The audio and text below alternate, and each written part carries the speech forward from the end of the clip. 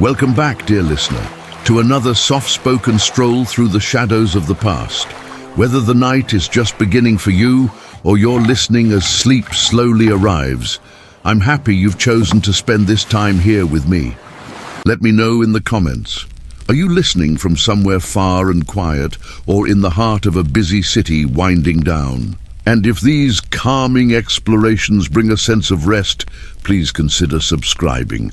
There are countless more voices from the past still waiting to be heard. I'm about to take you on a journey that will completely change how you see ancient Egypt.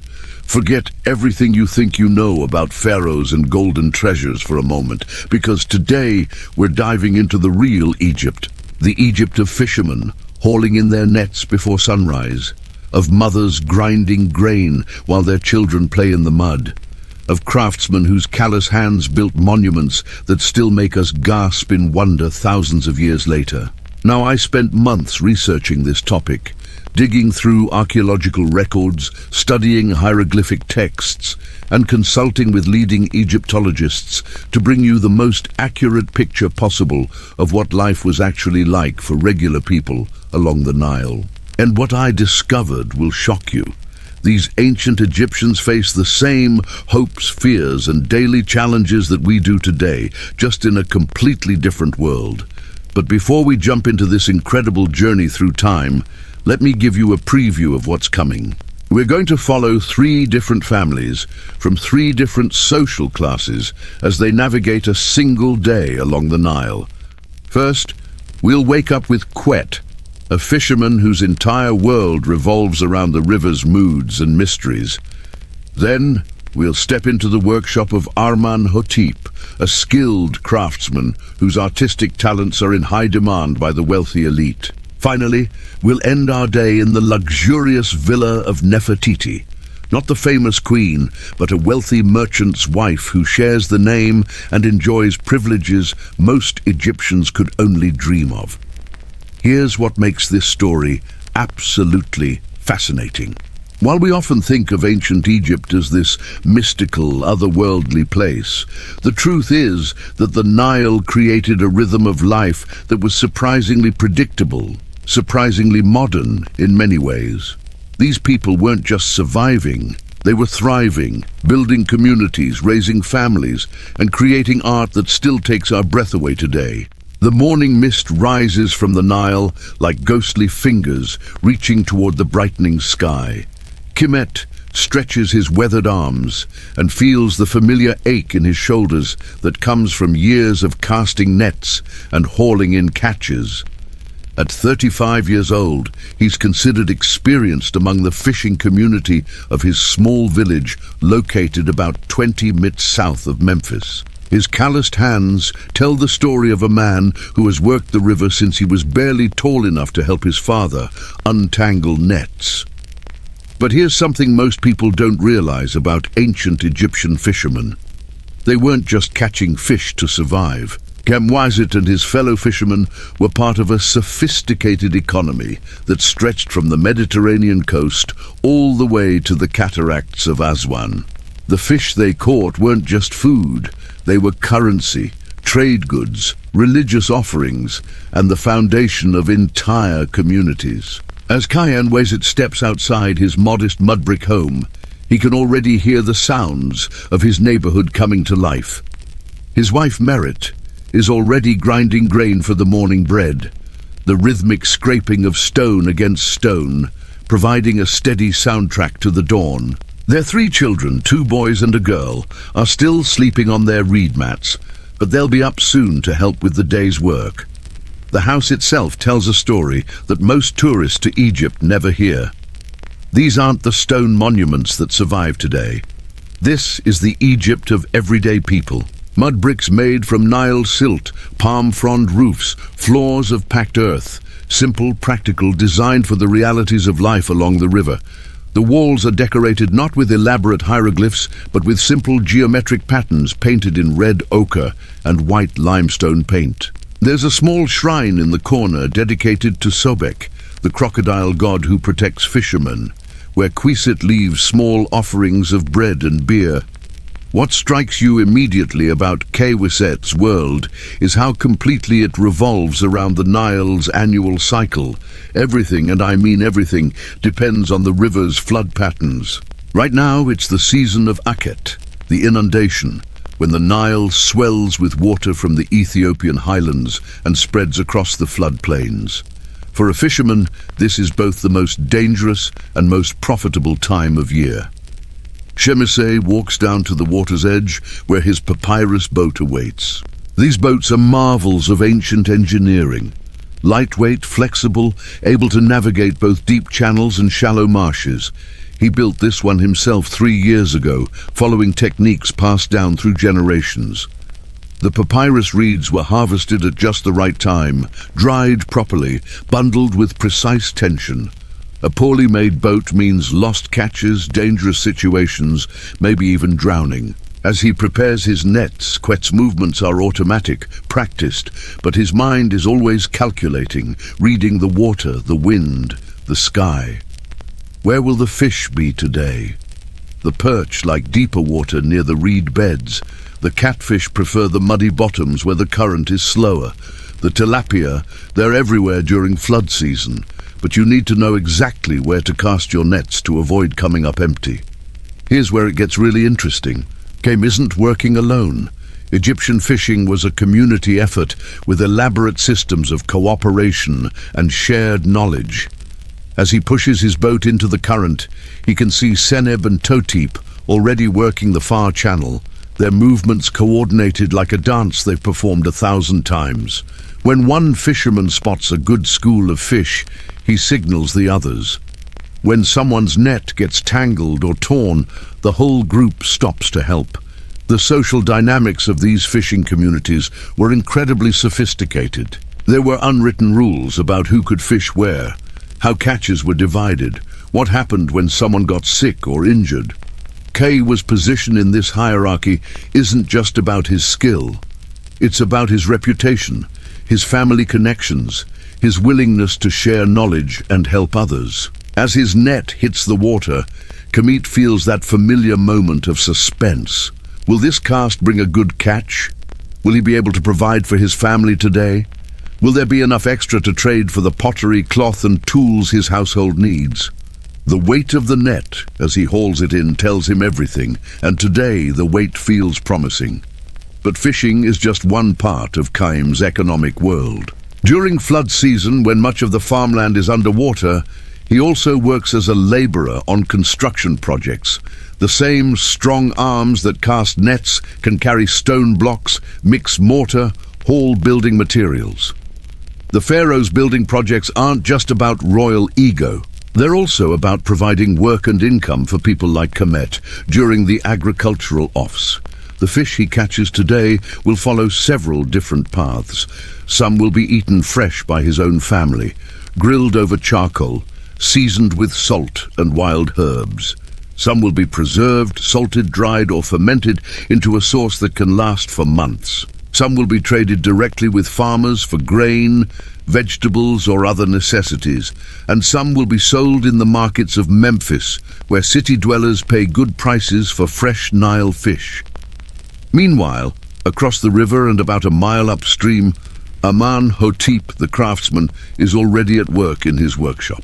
The morning light streaming through the high windows is perfect for the detailed carving work he's doing today. A set of furniture for the tomb of a wealthy scribe. His hands move with the precision that comes from 20 years of experience. His copper chisels following the grain of the imported cedar wood with barely a sound.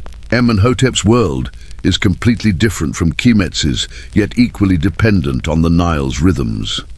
His workshop sits in the artisan quarter of a larger town surrounded by the workshops of other specialists, metalworkers, jewelers, painters, potters.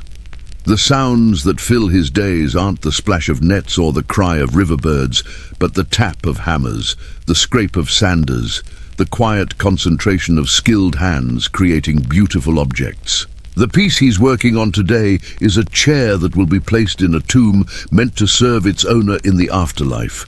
But here's what's fascinating. This isn't just about death and burial.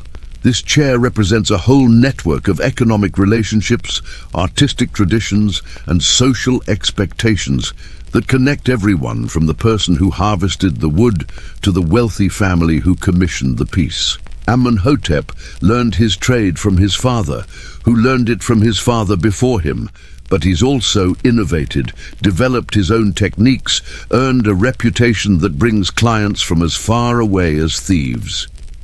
His workshop employs 2 apprentices, boys from local families who will spend years learning not just how to carve and join wood, but how to read the subtle social signals that determine what styles are fashionable, what materials are preferred, what level of decoration is appropriate for different social classes. The wood he's using today came from Lebanon, brought down the Nile on trading ships that also carried spices, metals, and exotic goods. The tools in his hands were made by metal workers who smelted copper from mines in the eastern desert. The paints and stains he'll use to finish the piece contain pigments from all over the known world. Lapis lazuli from Afghanistan, gold from Nubia, red ochre from local deposits. This interconnectedness is what made Egyptian civilization so remarkably stable and prosperous. Amenhotep's success as a craftsman depends not just on his individual skill, but on a vast network of traders, suppliers, transport workers and customers that stretches across the ancient world. And at the center of it all flows the Nile, the highway that makes all this commerce possible. As Amenhotep carefully adjusts his grip on the chisel, his mind isn't just focused on the wood before him. He's thinking about his daughter, who showed such promise with a paintbrush that he's considering breaking tradition and teaching her the craft. In most families, skills pass from father to son. But Amenhotep has seen the work of female artisans in the royal workshops, and their talent speaks louder than convention. The rhythmic tapping of his chisel creates a meditation that connects him to something larger than himself. Each strike removes a tiny piece of cedar, revealing the elegant curve of what will become an armrest. But this isn't just about removing wood. It's about understanding the material, feeling its grain, anticipating how it will respond to pressure and heat and time. Here's something that would amaze you about Amenhotep's world. The level of artistic sophistication among ordinary craftsmen was absolutely extraordinary. We're not talking about the master artists who decorated royal tombs. We're talking about neighborhood workshops, where men like Amenhotep created furniture, jewelry, and decorative objects that would be considered museum pieces today. The chair taking shape under his hands tells a story about Egyptian society that goes far beyond craft techniques. The client who commissioned this piece is Baka, a mid-level scribe in the local temple administration. Not wealthy enough for a tomb like the pharaohs, but successful enough to afford quality furniture for his eternal rest.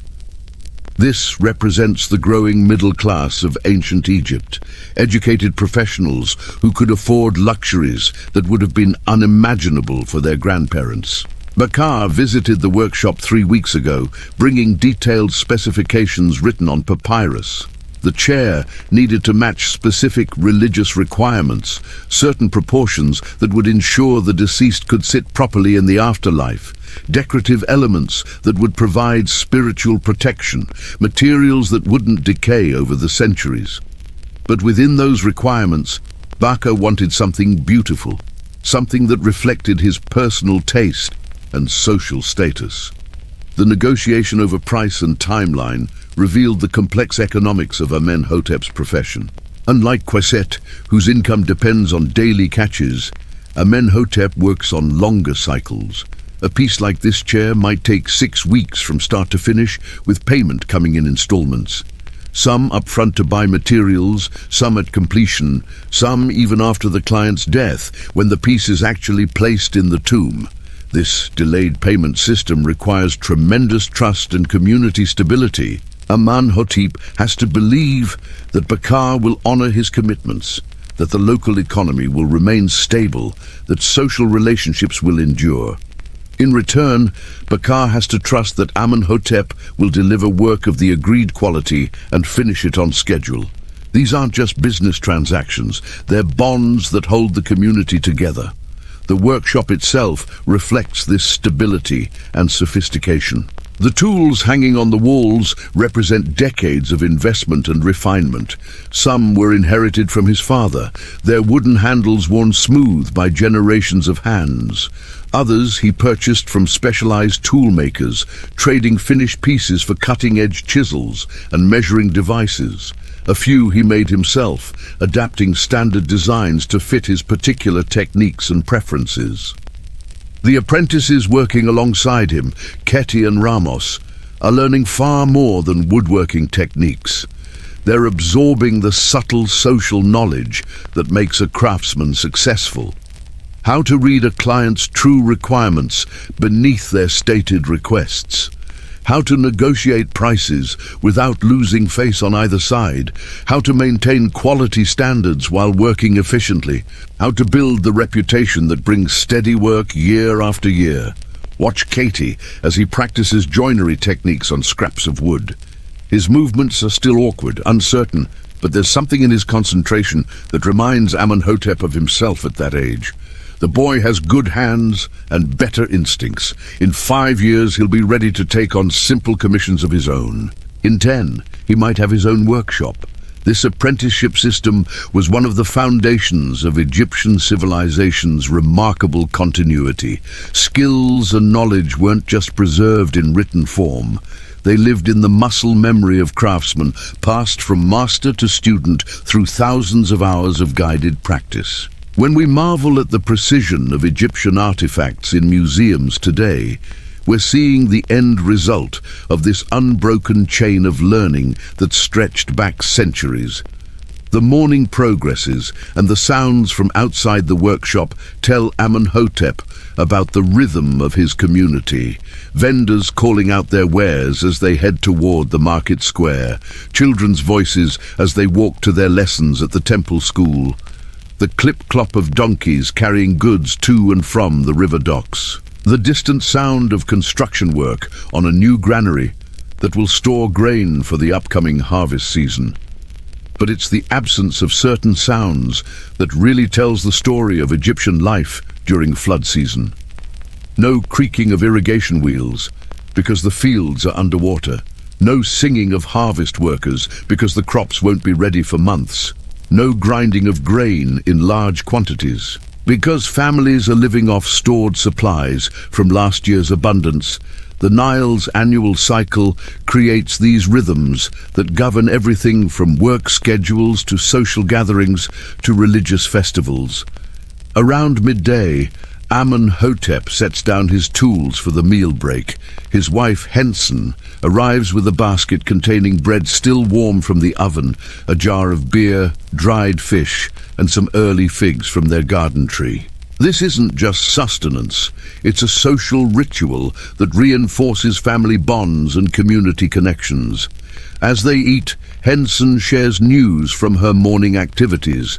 She's been weaving cloth on her loom, creating the fine linen that Amenhotep's clients often request for upholstery and decorative elements. But she's also been managing a complex network of relationships with other women in the neighborhood, trading recipes, sharing Childare responsibilities, planning for the upcoming festival of Opet. The conversation reveals something crucial about Egyptian society, how completely interdependent everyone was. Henson's weaving supplements the family income, but it also provides materials that Amenhotep needs for his work. Her connections with other women create the social capital that brings new clients to the workshop. Her knowledge of local events and festivals helps Amenhotep time his projects to meet religious requirements and social expectations. Their oldest son, Senos, joins them for the meal. At 15, he's reached the age where he needs to choose his path in life. Will he follow his father into woodworking? Does he have the temperament and skill for such detailed, patient work? Or might he be better suited for one of the other crafts? Metalworking, perhaps, or stone carving, or even pursuing education to become a scribe like their client Backer. This decision isn't just about personal preference. It's about reading the economic and social trends that will shape the next generation. Amenhotep has noticed that demand for luxury furniture is growing as more middle-class families prosper. But he's also heard that the pharaoh is planning massive building projects that will need thousands of skilled workers. Should Sinus learn a craft that serves individual clients or one that participates in these grand royal commissions? The family's discussion over their simple meal reveals the forward thinking that characterized successful Egyptian families. They're not just living day to day. They're planning for seasons and years ahead, trying to position themselves and their children for prosperity in a world that's slowly but constantly changing. After the meal, as Amenhotep returns to his carving and Henitson goes back to her loom, the afternoon light begins to slant through the workshop windows at a different angle. This is when the most delicate work happens, when the craftsman's eyes are fresh from the break. But the day's heat hasn't yet made concentration difficult. The cedar chair is beginning to reveal its final form, and with each careful cut, Amenhotep can envision how it will look in Barker's tomb. The legs are taking on their graceful curve. The seat is developing the subtle depression that will cradle its eternal occupant. The backrest is emerging with the hieroglyphic inscription that will identify Barker to the gods of the afterlife. But even as he works on this piece for the dead, Amenhotep is surrounded by life. The bustle of his neighborhood, the chatter of his apprentices, the distant sound of boats on the Nile carrying goods and people between communities that stretch for hundreds of miles along the river's life-giving waters. The afternoon heat begins to settle over the river valley, and in the wealthy quarter of the city, behind walls decorated with painted lotus blossoms and geometric patterns, Nefertiti emerges from her midday rest. This isn't the legendary queen whose bust graces museums worldwide. This is Nefertiti, wife of Djeuti, a successful grain merchant whose ships regularly travel between Memphis and Thebes, carrying the abundance of Egypt's harvests to markets throughout the kingdom. Her world couldn't be more different from that of Kamit hauling nets or Amenhotep shaping wood. Yet it's connected to theirs in ways that reveal the intricate web of Egyptian society. The linen dress she wears was woven by women like Henitson in workshops throughout the city. The coal that lines her eyes contains minerals that were mined by workers in the eastern desert and transported down the Nile in boats like those Shemisei sees every day passing his village. And Nefertiti's house tells a story of prosperity that most Egyptians could only imagine. Stone floors covered with woven mats, walls painted with scenes of birds and fish from the Nile marshes, rooms filled with furniture that craftsmen like Amenhotep spent months perfecting, a private garden with a pool fed by channels connected to the great river itself. But here's what's fascinating about her daily routine. Even surrounded by luxury, her life still revolves around the same Nile rhythms that govern everyone else. The flood season affects her husband's business just as much as it affects the fisherman's catch or the craftsman's supply of materials. When the river rises, grain prices fluctuate, trade routes shift, and the careful calculations that maintain their wealth require constant attention and adjustment. As she walks through her house, checking on the day's activities, Nefertiti embodies a role that was both privileged and surprisingly demanding. Managing a wealthy household in ancient Egypt wasn't about leisure and luxury. It was about overseeing a complex economic and social operation that employed dozens of people and connected to networks spanning the entire kingdom. In the kitchen courtyard, her cook, Hiki, is preparing the evening meal with ingredients that showcase the diversity of Egypt's trade connections. Fresh fish from the Nile, of course, but also meat from cattle grazed on the delta's rich pastures. Vegetables from gardens irrigated by the river's annual floods. Spices that arrived on trading ships from land so distant, their names were whispered like magic spells. The preparation of this meal reveals something profound about Egyptian society. How food was never just about sustenance, but about status, religious observance and social relationships. The bread being baked in the outdoor oven follows recipes that specify different grains for different occasions. The beer fermenting in large jars has been flavored with dates and honey, according to proportions that were trade secrets passed down through generations of brewers. Hek himself represents one of the most interesting aspects of wealthy Egyptian households. The skilled servants whose expertise was valued almost as much as their labor. He's not just a cook, but a specialist who understands the dietary laws that govern religious festivals, the food preferences of important guests, the seasonal availability of ingredients, and the social meanings attached to different ways of preparing and serving meals. The relationship between Nefertiti and Hekib illustrates the complex social dynamics that characterized Egyptian households. He's technically her servant, but his knowledge and skills give him a kind of authority that transcends simple hierarchy. When he advises her about menu planning for an upcoming dinner party, she listens carefully because his reputation reflects on her family's social standing. In the main courtyard, Nefertiti's personal maid is organizing the mistress's jewelry collection, checking each piece for damage and arranging them according to the social calendar for the coming weeks. Tomorrow there's a temple ceremony honoring Sobek that requires certain religious jewelry. Next week, Duty is hosting a business dinner for grain merchants from Asan, which calls for pieces that display wealth without appearing ostentatious. This attention to detail reveals how thoroughly Egyptian society was organized around visual communication. Every piece of jewelry, every style of dress, every cosmetic choice sent messages about social status, religious devotion, family connections, and personal taste. Nefertiti's appearance when she appears in public isn't just about beauty. It's about maintaining her family's position in the intricate hierarchy that governs their world. The jewelry itself tells stories that connect Nefertiti to the broader Egyptian economy. The gold comes from Nubian mines worked by laborers whose lives are as harsh as hers is comfortable. The silver arrived on trading ships that also brought cedarwood to craftsmen like Amenhotep. The precious stones were cut and polished by specialists whose workshops line the same streets where Hemiset sells his catch in the early morning markets. But perhaps the most revealing aspect of Nefertiti's afternoon routine is how much time she spends on what we might call business activities.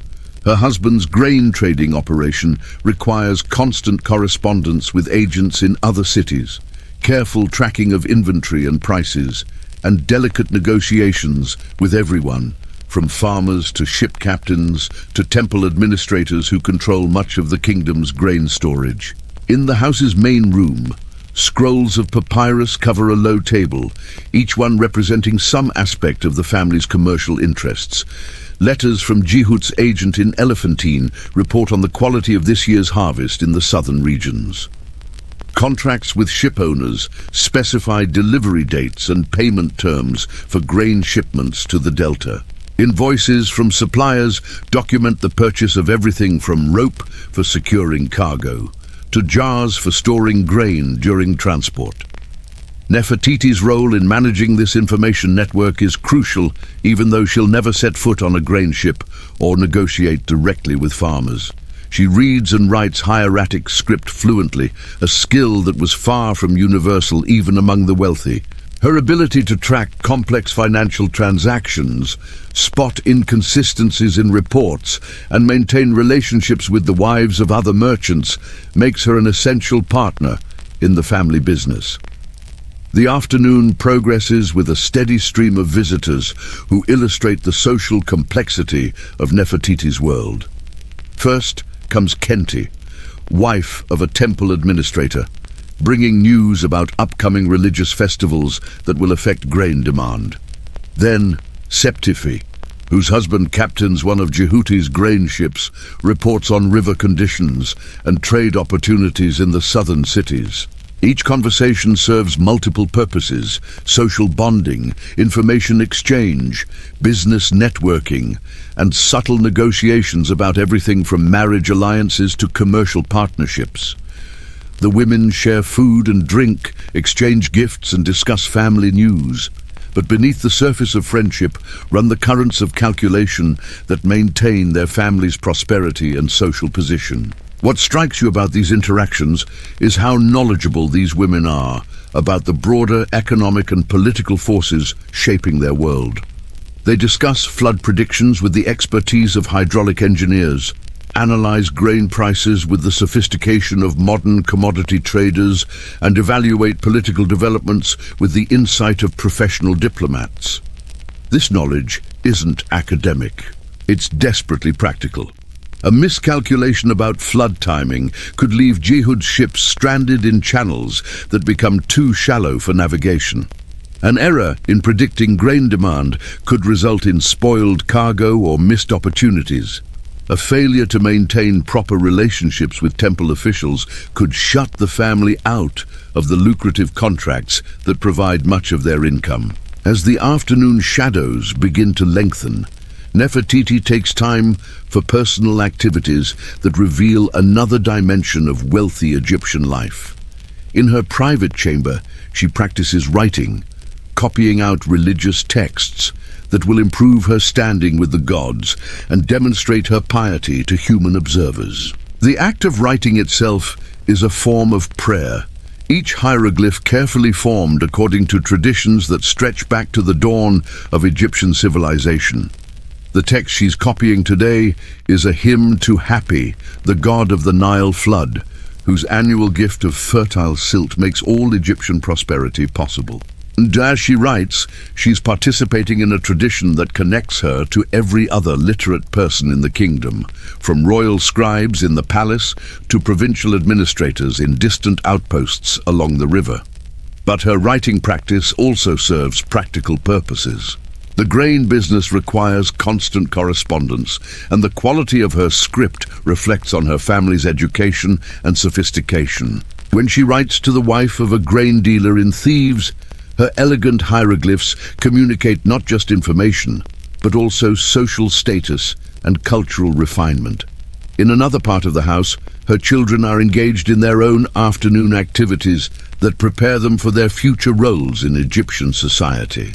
Her son, Kai Moet, named after the fisherman we met this morning, though their social worlds will never intersect, is studying mathematics with a tutor, learning the complex calculations required for managing trade operations and calculating taxes. Her daughter, Meritpa, is learning to weave on a miniature loom, her small fingers already developing the dexterity that will make her valuable as a wife and household manager. But she's also learning to read and write, skills that will allow her to participate in the business and social networks that maintain wealthy families' positions across generations. The education these children receive illustrates one of the most remarkable aspects of Egyptian civilization: how knowledge and skills were systematically transmitted from one generation to the next. Unlike many ancient societies where learning was restricted to tiny elites, Egypt developed educational systems that produced the large numbers of literate, skilled professionals mathematics required by their complex administrative and commercial systems. Young lessons aren't just about abstract numbers. They're about calculating the volume of grain that fits in differently shaped containers, determining how much a ship can carry without becoming dangerously overloaded, and figuring out exchange rates between different types of goods and currencies. These practical applications make the learning immediate and relevant to his future responsibilities. Meanwhile, Meritpa's weaving practice connects her to women throughout Egyptian society, from the servants in her own house to the wives of craftsmen like Henetson, to the specialized textile workers who produce the finest linens for royal and religious use. The patterns she learns to create carry meanings that will allow her to communicate social messages through her family's clothing and household decorations. As the afternoon draws toward evening, The sounds from outside Nefertiti's compound tell the story of a community preparing for night. Vendors calling out final bargains as the markets prepare to close. Children playing games in the dusty streets before being called home for evening meals. The distant sound of temple ceremonies as priests perform the daily rituals that maintain the gods' favor and ensure the Nile's continued bounty. But it's the rhythm of boats on the river that provides the constant soundtrack to life in Nefertiti's world. The splash of oars as fishermen like Quisset return with their day's catch. The creak of ropes and wood as merchant vessels, like those owned by her husband, navigate the channels between sandbars and reed beds. The calls of sailors and dock workers as cargo is loaded and unloaded at the busy wharves that connect the city to the broader Egyptian world. Inside the compound, preparations begin for the evening meal that will bring the family together after their separate daily activities. The kitchen fills with the aromas of roasting meat, baking bread, and brewing beer. Servants light oil lamps as the sun begins its descent toward the western horizon. The house transforms from a busy center of daytime activity into a more intimate space for family gathering and social bonding.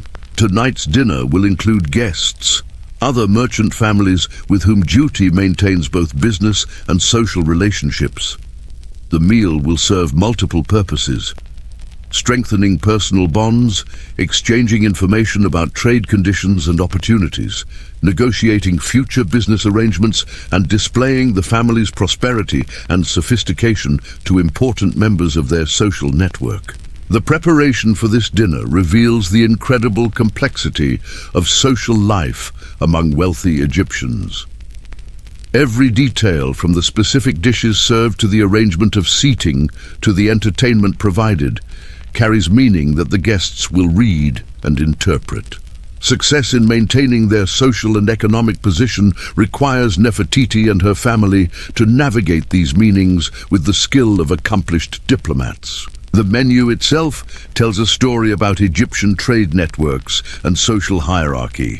The main course features beef from cattle raised on estates in the delta, demonstrating the family's connections to agricultural regions hundreds of miles away.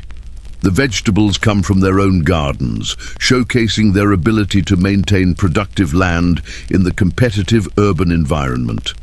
The wine is imported from oases in the western desert, a luxury that signals both wealth and sophisticated taste. But perhaps most importantly, the fish course features several varieties that can only be caught by skilled fishermen like Quisset, prepared according to recipes that require the expertise of cooks like he, and served on dishes created by craftsmen like Amenhotep. This single meal connects the wealthy merchant's table to the daily labor of dozens of people from every level of Egyptian society. As servants arrange flowers and light incense in preparation for the guests' arrival, Nefertiti reviews the social and business objectives for the evening. There are subtle negotiations to be conducted about a joint venture in the southern grain trade, delicate inquiries to be made about marriage possibilities for their children, information to be gathered about political developments that might affect trade policies and taxation. These conversations will unfold according to elaborate social protocols that govern interaction among the Egyptian elite. Direct business discussion is considered crude.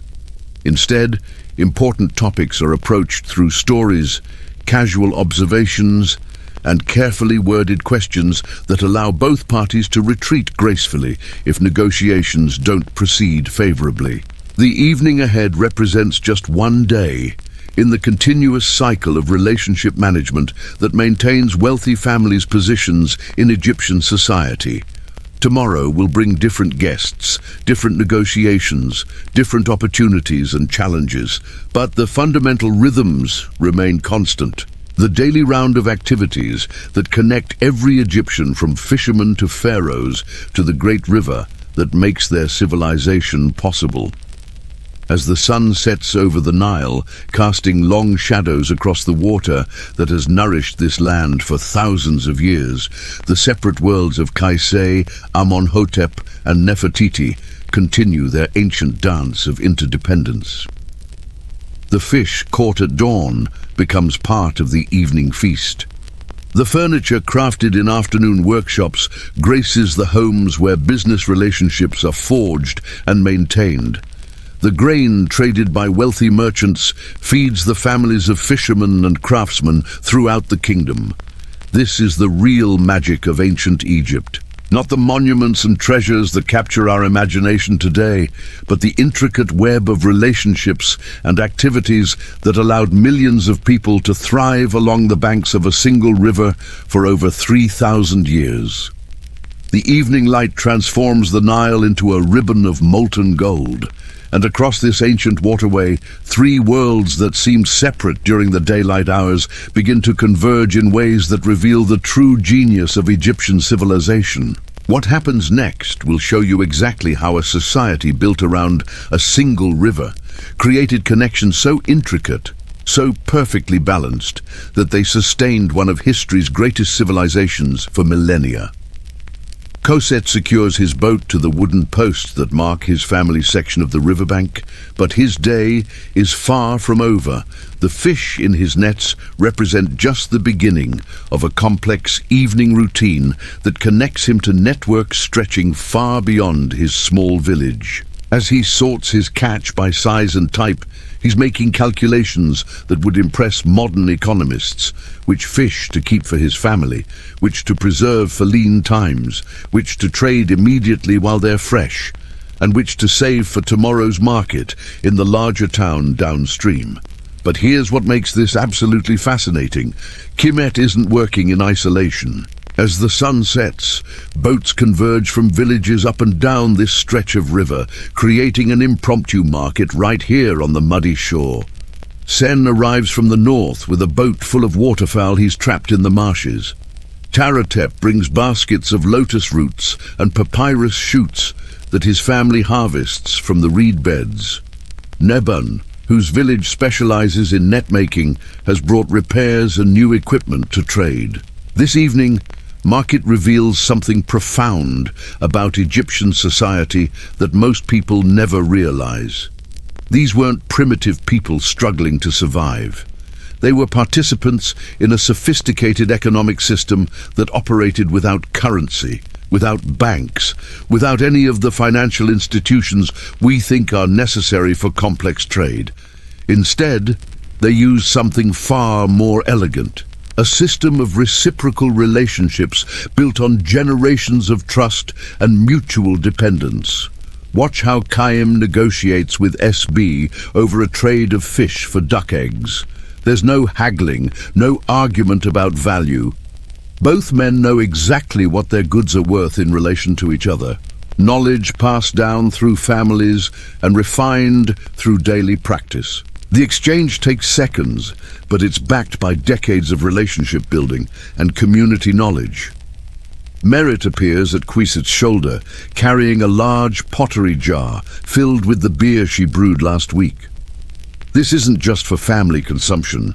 It's trade goods, currency, social lubricant, all rolled into one. The quality of a woman's beer was a mark of family status. And Merit's Brewing has a reputation that extends to neighboring villages.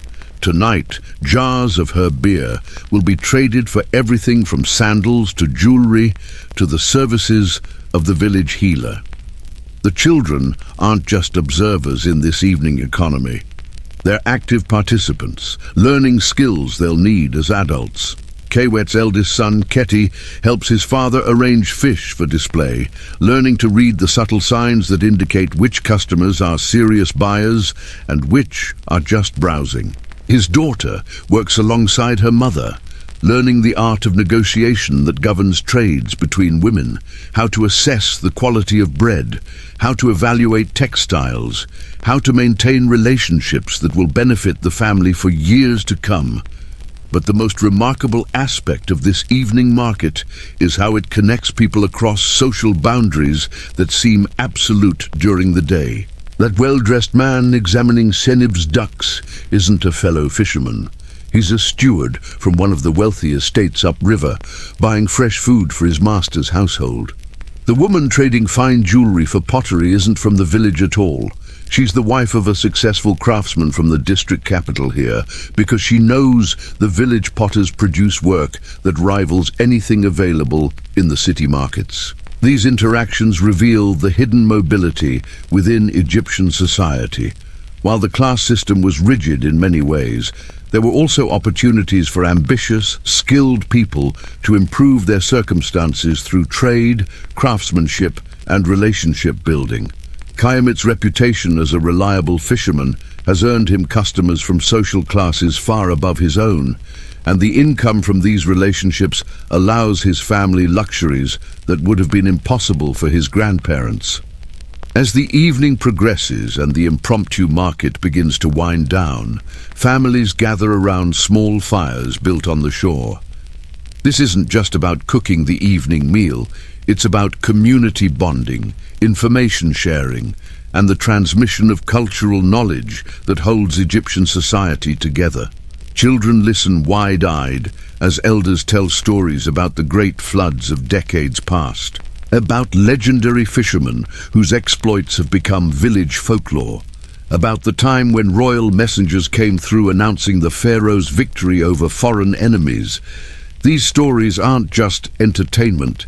They're the oral tradition that preserves essential knowledge about river patterns, weather prediction, and survival strategies. When old Amun-Hab tells about the year the flood came 3 weeks late, he's teaching young fishermen to read the subtle signs that predict unusual flood patterns. When Senem recounts the great fish kill that happened when he was a boy, she's passing on crucial information about pollution sources and water quality that could save lives in the future. In the evening meal itself becomes a celebration of the day's successes and the community's resilience. Families share food with neighbors whose luck was poor, ensuring that no one goes hungry regardless of their individual fortune. This mutual support system is one of the foundations of village stability. It allows people to take the risks necessary for innovation and improvement, knowing that temporary failures won't result in disaster for their families. As the fires burn down and families begin to drift back to their homes, the river continues its ancient rhythm. Night fishermen push their boats into the current, pursuing different species that feed in the darkness. The sound of their voices calling to each other across the water provides a constant reminder that the Nile never sleeps, never stops providing for those who understand its moods and patterns. Meanwhile, in his workshop across the river, Amenhotep works by lamplight on the final details of Baka's chair. This isn't unusual. Craftsmen often work into the evening, taking advantage of the cooler air and the focused concentration that comes after the day's interruptions have ended. The steady scrape of his sandstone smoothing tool creates a meditative rhythm that helps him think through the challenges of tomorrow's work. But tonight's late work session serves a special purpose. Tomorrow is the new moon, considered the most auspicious time for beginning the decorative painting that will transform the chair from fine furniture into a sacred object suitable for the afterlife. The timing isn't arbitrary.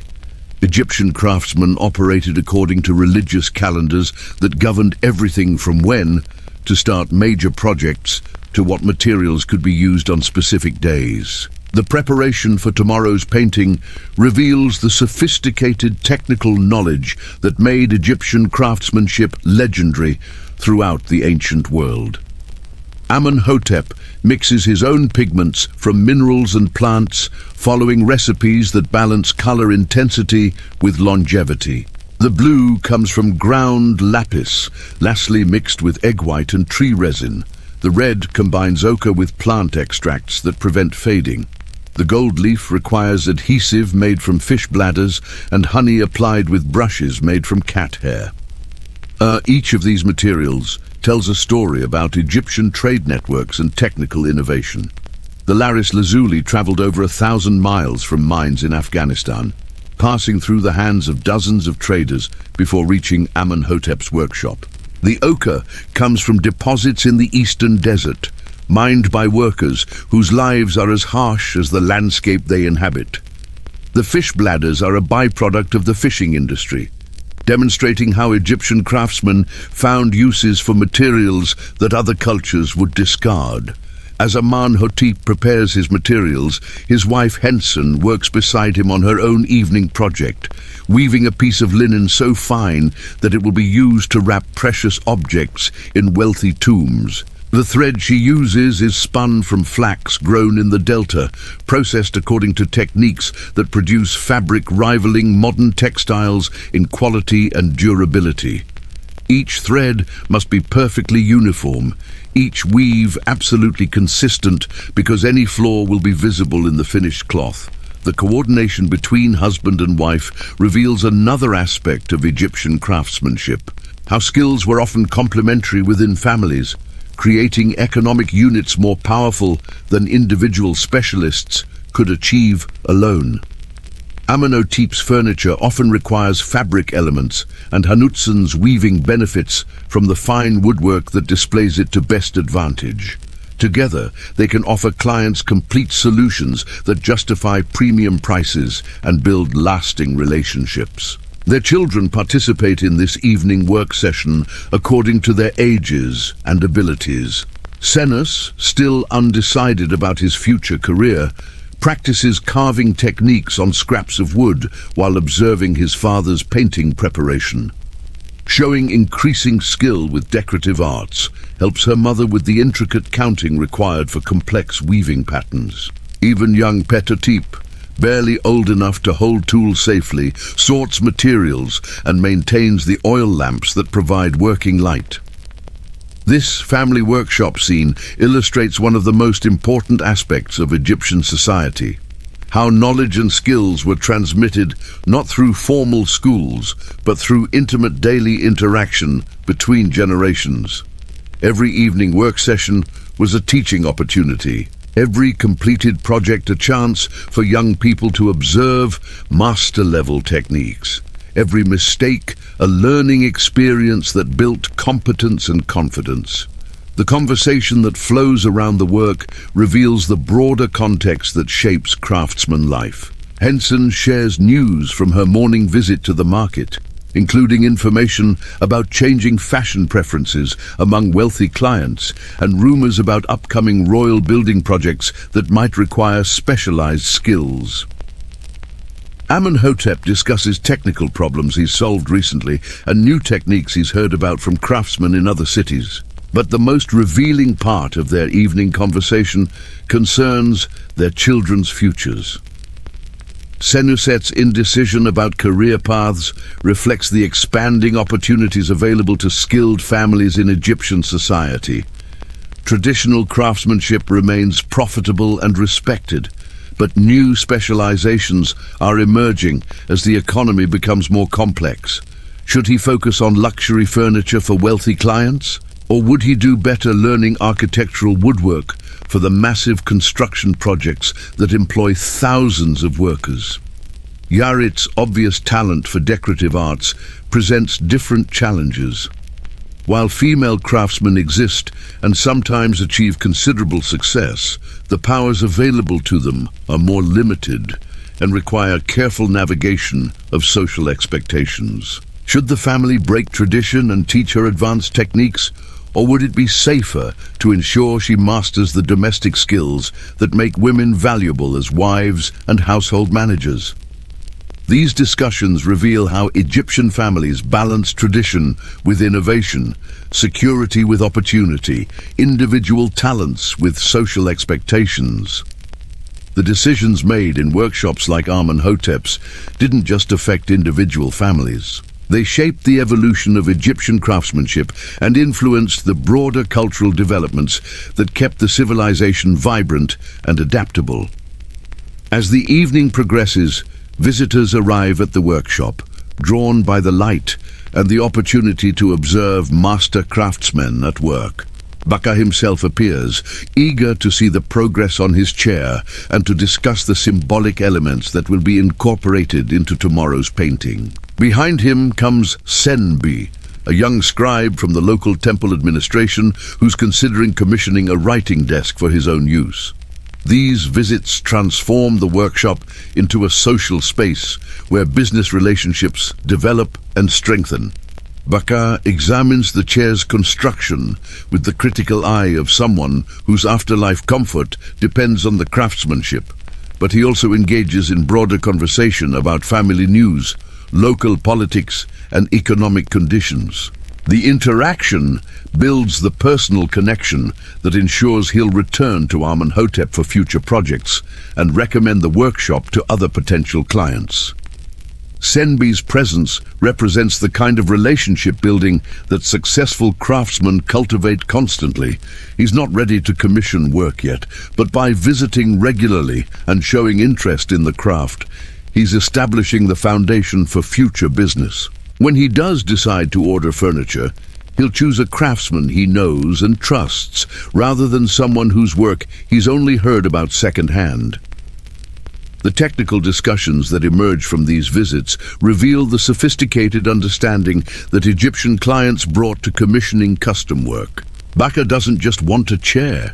He wants specific symbolic elements that will ensure proper treatment in the afterlife, particular proportions that reflect his social status, and decorative details that demonstrate his religious devotion. Meeting these requirements demands not just technical skill, but deep knowledge of religious traditions and social conventions. As the evening draws toward its close, the workshop gradually empties of visitors, leaving the family to complete their preparations for tomorrow's work. Tools are cleaned and arranged according to the specific requirements of painting work. Materials are organized in the precise order they'll be needed. The work surface is prepared with the ritual care that Egyptian craftsmen brought to all their activities. This attention to preparation reveals one of the secrets behind Egyptian craftsmanship's legendary quality: the understanding that excellent work begins long before tools touch materials. The time spent organizing, planning, and preparing creates the conditions that allow skills to flourish and innovations to emerge. When Amenhotep begins painting tomorrow, every movement will be purposeful, every decision informed by careful thought and preparation. The family's evening prayers, conducted before the household shrine, place their work in the broader cosmic context that gave meaning to Egyptian life. They offer thanks to Ptah, patron god of craftsmen, for the day's progress, and ask for divine guidance in tomorrow's challenging painting work. They remember ancestors whose skills and knowledge made their current prosperity possible, and they pray for their children's success in whatever paths they choose to follow. These religious observances aren't separate from the family's economic activities. They're integral to them. Egyptian craftsmen understood their work as participation in the divine order that maintained cosmic harmony and ensured the kingdom's prosperity. The chair taking shape under Amenhotep's hands isn't just furniture. It's a contribution to the spiritual infrastructure that supported Egyptian civilization.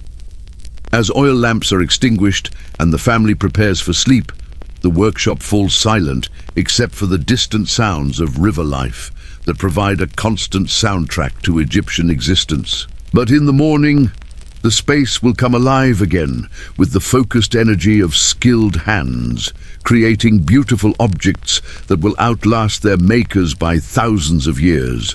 In the wealthy quarter of the city, Nefertiti's evening entertainment reaches its climax as the dinner guests settle into serious conversation about the business and political developments that affect their family's fortunes. The meal has been a success. The food expertly prepared, the service seamless, the social dynamics carefully managed to create an atmosphere conducive to the delicate negotiations that are the evening's real purpose. But what's happening around this table goes far beyond simple business discussion. These conversations reveal the sophisticated intelligence networks that wealthy Egyptian families maintained to stay informed about developments throughout the kingdom. Katie, whose grain ships regularly travel to Nubia, reports on political tensions in the southern provinces that could affect trade routes. Senkai, married to a temple administrator in Thieves, shares information about religious festivals and their impact on grain demand. Nabakt, whose brother serves in the royal administration, offers carefully worded insights about court politics and policy changes. This information exchange operates according to subtle rules that govern elite social interaction. Direct questions about sensitive topics are considered crude. So important intelligence is shared through stories, casual observations, and seemingly innocent comments that allow knowledgeable listeners to draw their own conclusions. The skill required to navigate these conversations successfully demonstrates why wealthy Egyptian families invested so heavily in their children's education. Nefertiti's role as hostess requires her to orchestrate these information flows while maintaining the social harmony that makes such exchanges possible. She guides conversation away from topics that might create conflict, ensures that each guest has opportunities to share valuable intelligence, and carefully balances the competing interests that could otherwise disrupt the cooperative relationships her family depends on. The women's separate conversations conducted simultaneously with the men's business discussions focus on different but equally important aspects of maintaining family prosperity. They discuss marriage possibilities for their children, evaluate the social implications of various families' recent successes or failures, and share practical knowledge about everything from household management to investment opportunities. These parallel conversations reveal the sophisticated division of labor that characterized wealthy Egyptian marriages. While men focused on direct business operations, women managed the social and formational networks that made business success possible. Both roles required intelligence, skill, and deep knowledge of Egyptian society's complex dynamics. As the evening progresses, specific deals and arrangements begin to take shape through the careful verbal dance that governs elite negotiations. Juti and Katie explore the possibility of a joint venture in the lucrative Nubian grain trade. Each man offering resources and expertise, while carefully protecting his family's core interests. The preliminary agreement they reach will require weeks of detailed negotiation, but tonight's conversation establishes the personal trust that makes such complex partnerships possible. The entertainment provided between courses serves purposes beyond simple pleasure. A young musician performs songs that celebrate recent Egyptian military victories, reinforcing the political loyalties that are essential for maintaining government contracts. A storyteller recounts tales of successful merchants from earlier generations, providing both inspiration and practical lessons about business strategy. A dancer performs routines that display the cultural sophistication that marks families as worthy of elite social status. But perhaps the most revealing aspect of the evening's entertainment is how it showcases the family's connections to craftsmen and artists throughout Egyptian society. The musician's instrument was created by a master craftsman whose reputation extends throughout the kingdom. The storyteller's tales draw on oral traditions maintained by professional entertainers who travel between wealthy households. The dancer's costume incorporates textiles and jewelry produced by specialized artisans whose work defines current fashion trends. These connections demonstrate how wealthy Egyptian families served as patrons and customers for the broader artistic community, creating economic opportunities that supported cultural development throughout the kingdom. The demand for luxury goods and sophisticated entertainment generated by elite households provided livelihoods for thousands of skilled workers and contributed to the artistic achievements that made Egyptian civilization famous throughout the ancient world. As the formal dinner concludes and guests prepare to depart, The evening's real business continues through private conversations between selected individuals. Jyoti and Sanapkai step into the garden to discuss details of their potential partnership away from other guests who might be competitors. Nefertiti and Katie's wife, Nefret, withdraw to a private chamber to explore marriage possibilities between their children. These intimate negotiations reveal the personal relationships that underlay Egyptian commercial success.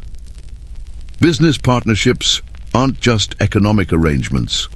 They're extensions of family networks that provide security and opportunity across generations. The marriage alliance being discussed between Nefertiti and Nefret will create bonds between their families that could influence trade relationships, political positions, and social status for decades to come. The careful attention paid to these relationship-building activities demonstrates why wealthy Egyptian families invested so much time and resources in social events like tonight's dinner. The immediate costs of hospitality are significant, but their investments in the network of connections that generate long-term prosperity and security. A single evening's entertainment can create business opportunities worth many times its cost. As the last guests depart and servants begin cleaning up after the evening's festivities, Nefertiti and Jahuti review the night's accomplishments. New business relationships have been established. Existing partnerships have been strengthened, valuable information has been gathered, and their family's social position has been reinforced through successful hospitality. The evening represents a significant success in the ongoing work of maintaining their prosperity. But even as they celebrate the night's achievements, both husband and wife are already planning future social events that will build on tonight's foundation. Egyptian elite society operated according to cycles of reciprocal hospitality, with families taking turns hosting gatherings that serve both social and business purposes. Next month there'll be guests at similar dinners hosted by other families, and their behavior tonight will influence how they're received and what opportunities they're offered. The cleanup process itself reveals the complex logistics required to maintain wealthy Egyptian households. Servants work according to carefully organized systems that ensure valuable items are properly stored, perishable foods are preserved or distributed, and the house is restored to readiness for normal daily activities. The coordination required demonstrates the management skills that made Nefertiti an essential partner in her family's business operations. As the household settles into nighttime routines, the sounds from outside remind everyone of the broader community that surrounds their privileged world. Night fishermen call to each other as they work the dark waters. Temple priests chant evening prayers that carry across the still air. Craftsmen working late in their workshops maintain the rhythmic sounds of productive labor that never completely stops in Egyptian cities. These sounds connect Nefertiti's luxurious world to the daily labor of people like Quiset and Aman-Hotep, reminding her that her family's prosperity depends on the skills and efforts of thousands of other Egyptians. The fish served at tonight's dinner came from nets cast by fishermen she'll never meet.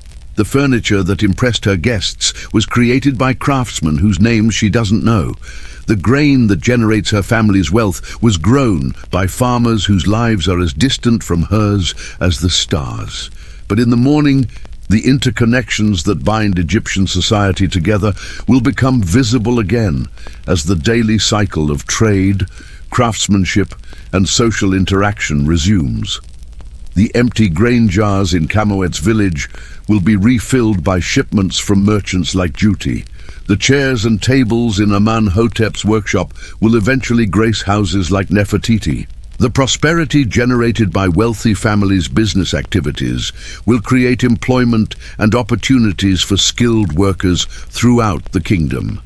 This is the real magic of Egyptian civilization, not the monuments and treasures that capture modern imagination, but the intricate web of relationships and economic activities that allowed millions of people to prosper along a single river for over 3,000 years. As night settles over the Nile Valley, and its people rest before another day of interconnected labor and life, the great river continues its eternal flow, carrying the waters that tomorrow will again sustain fishermen and pharaohs, craftsmen and merchants. In the endless cycle that made Egypt the wonder of the ancient world, the pre-dawn darkness along the Nile carries sounds that have echoed across these waters for countless generations. The gentle lap of waves against reed-lined shores, the distant call of night, herons returning from their hunting grounds, the soft splash of oars as the earliest fishermen begin their daily pursuit of the river's bounty. But this morning brings something different, something that will reveal just how deeply interconnected these seemingly separate worlds of Egyptian society truly are. Et wakes not to his usual rhythm, but to urgent voices from the riverbank. A messenger boat has arrived in the pre-dawn darkness, carrying news that will ripple through every level of society, from the humblest fishing village to the most luxurious merchant compounds. The annual flood, which should still be weeks away, is rising faster than anyone predicted. The distant rains in the Ethiopian highlands have been unusually heavy, and the great river is already beginning its transformation from predictable waterway to life-giving deluge.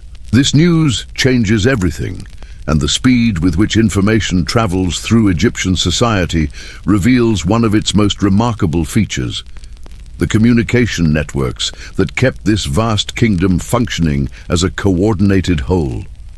Within hours, every village, every workshop, every wealthy household along hundreds of miles of riverbank will know about the early flood and will begin adjusting their plans accordingly. For Quaset, the early flood means opportunity mixed with danger. Fish populations will shift as water levels rise, creating chances for exceptional catches, but also requiring knowledge and skills that separate experienced fishermen from novices.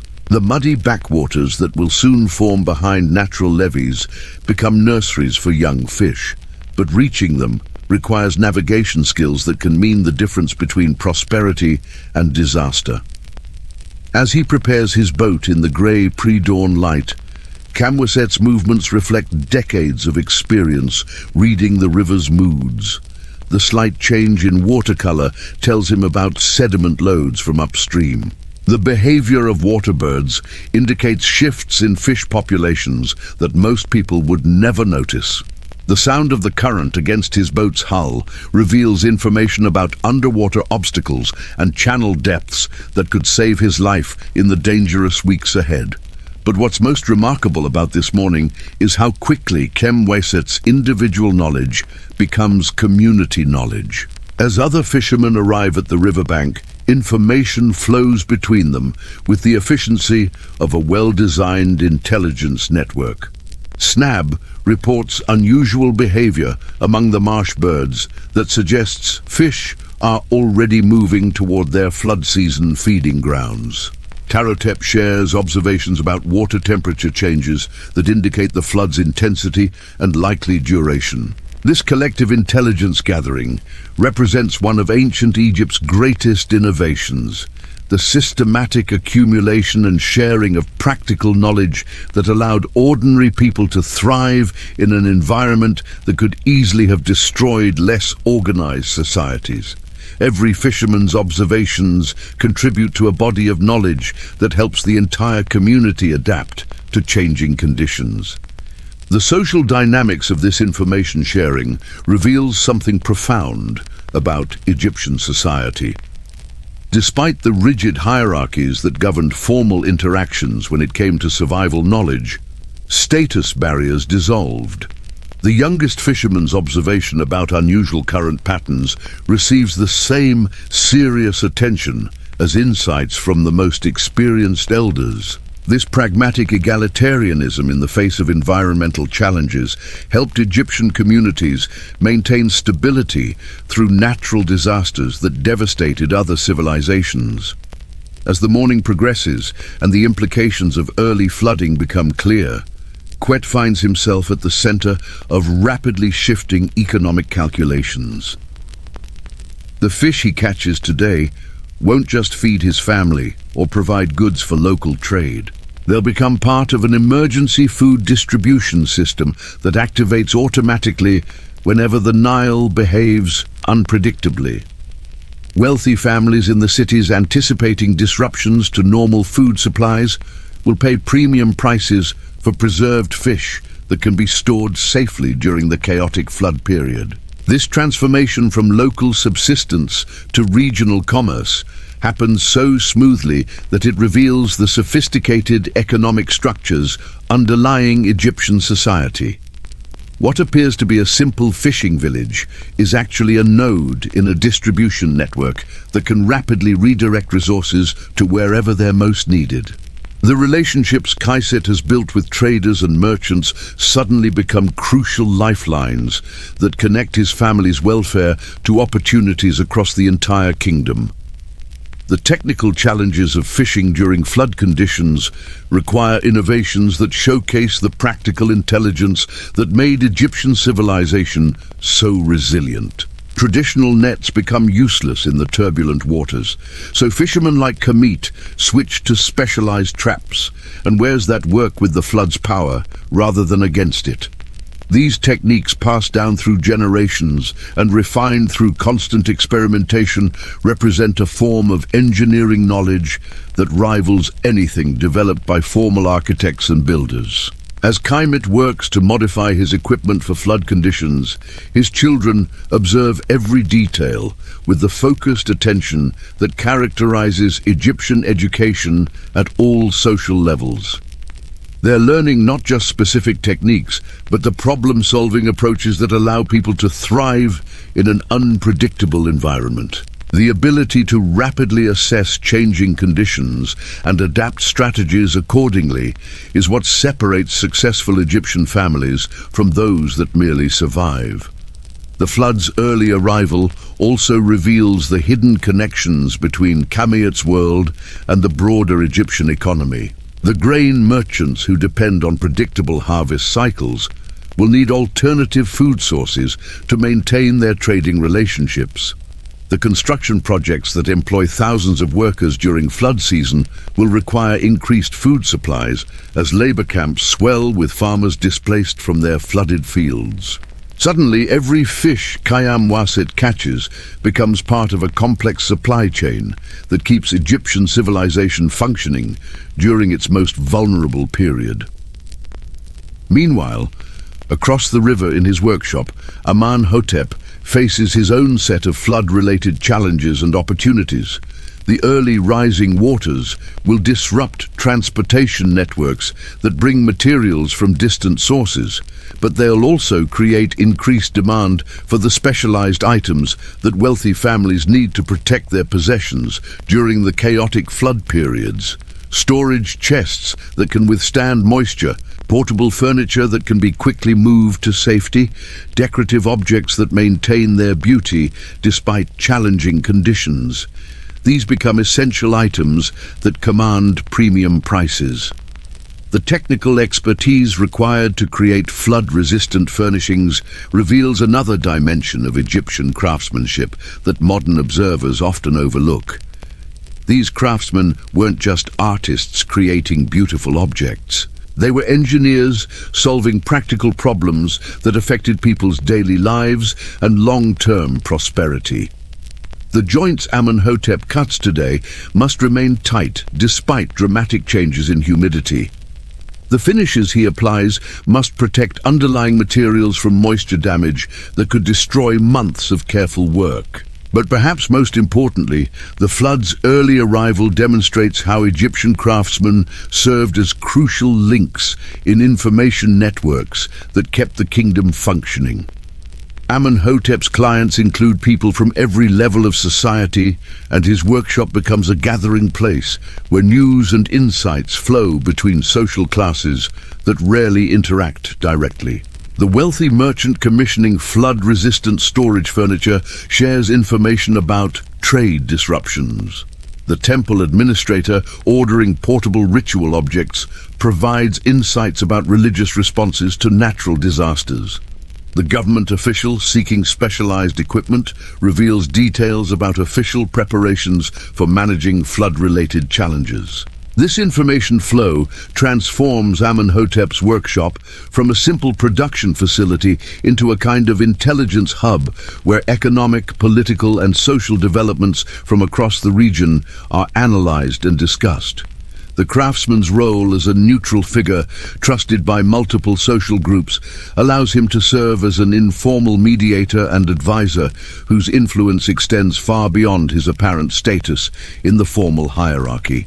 The flood's early arrival also reveals how Egyptian families prepared for uncertainty through diversified skill sets that modern specialists might find surprising.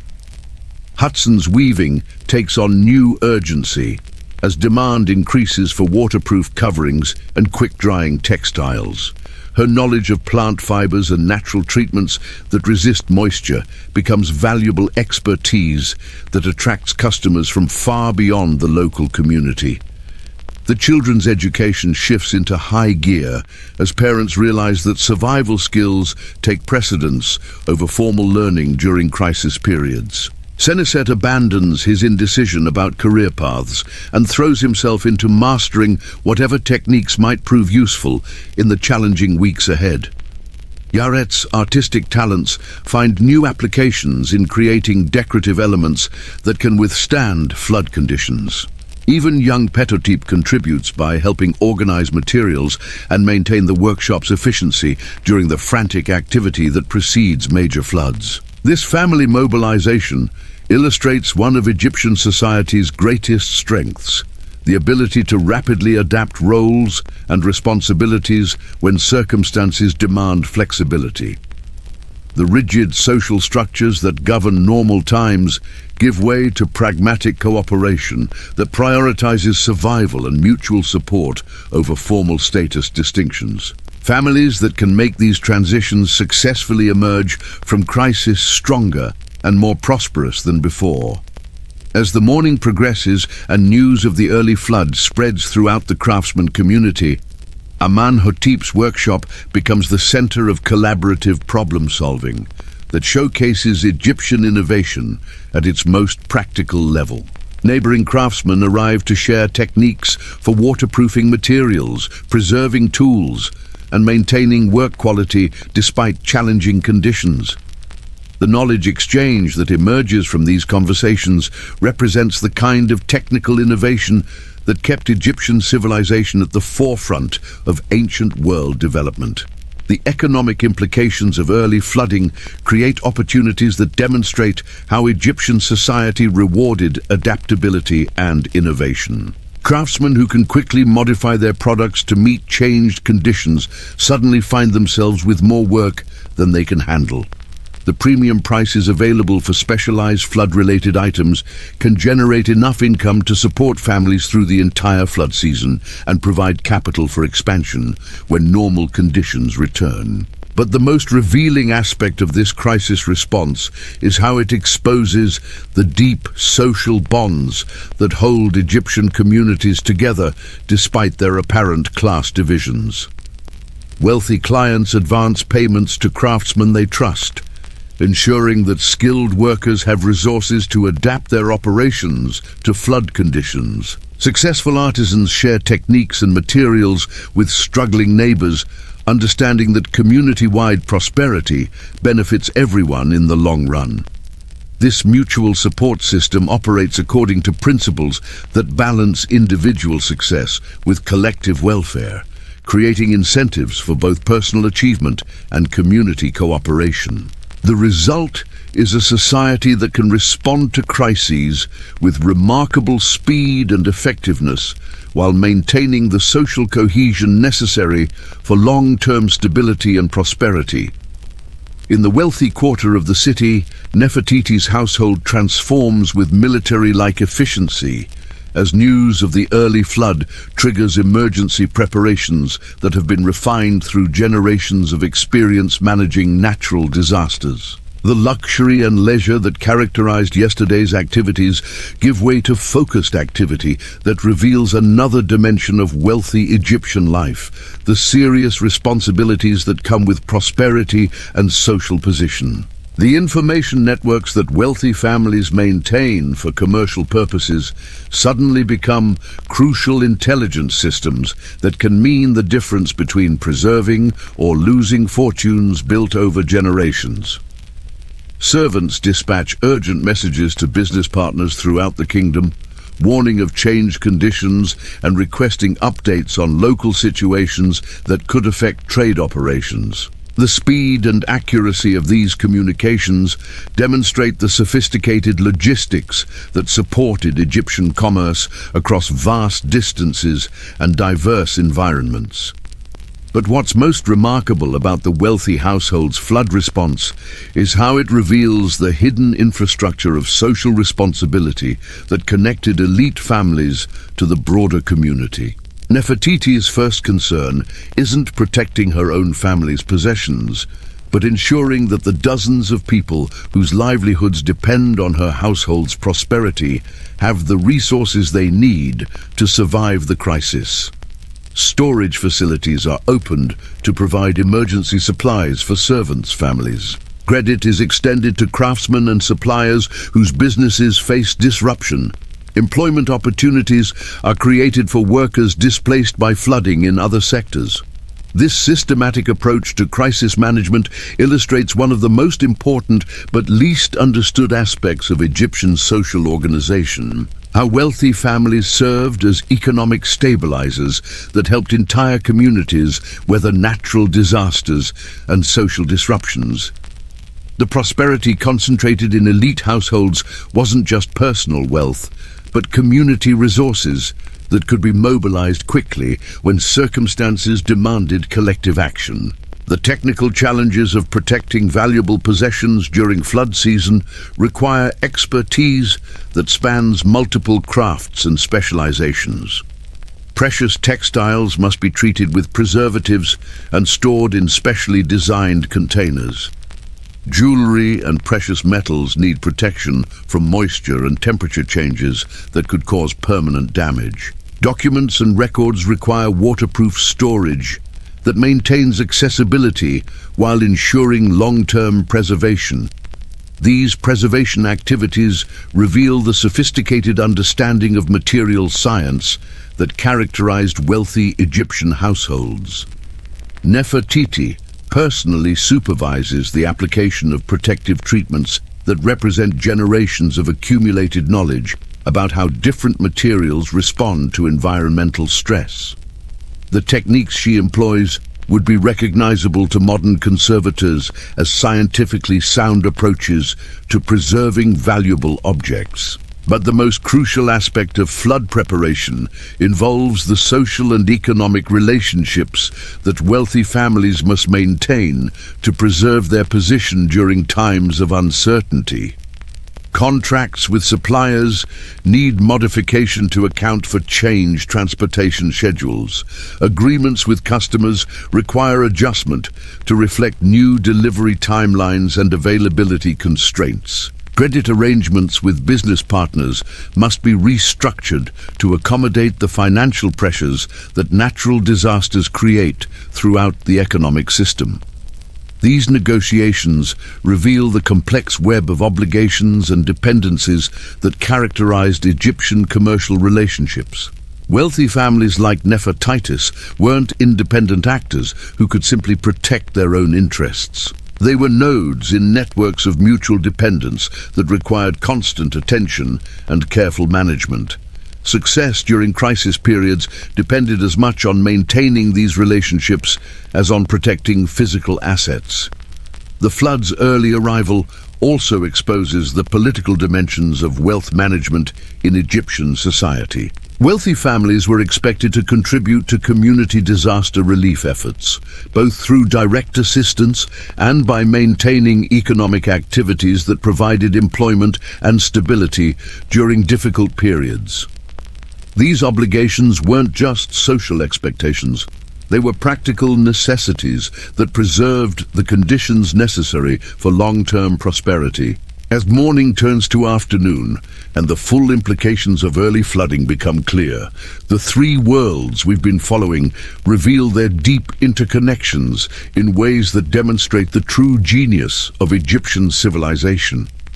The fish that Khwese catches under challenging conditions become essential food supplies for the craftsmen whose workshops produce the specialized items that wealthy households need to survive the crisis. The furniture that Amenhotep creates with flood-resistant techniques protects the possessions that represent generations of accumulated wealth.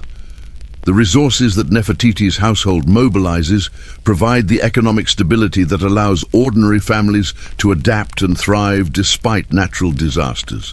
This circular flow of goods, services, and support creates a resilience that no individual family or social class could achieve alone.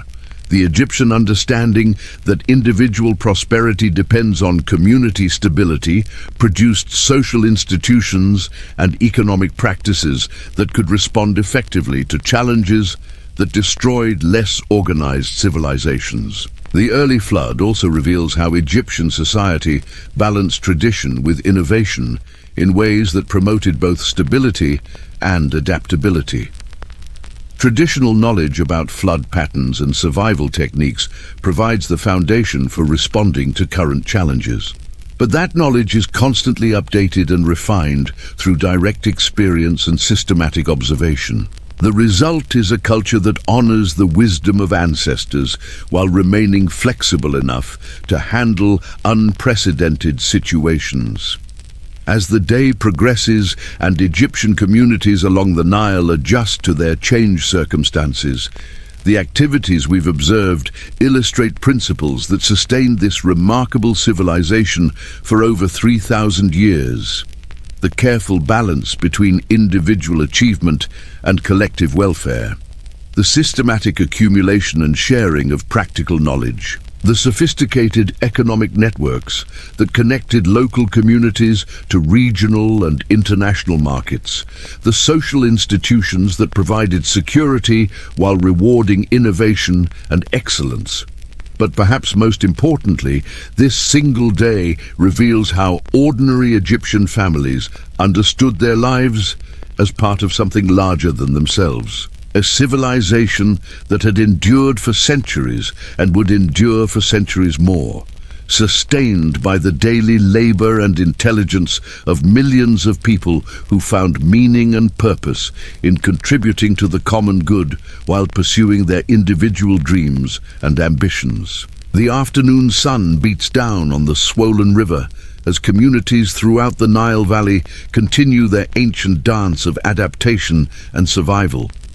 Each family's story contributing to the larger narrative of human civilization's greatest achievement, learning to thrive in harmony with the natural forces that sustain all life.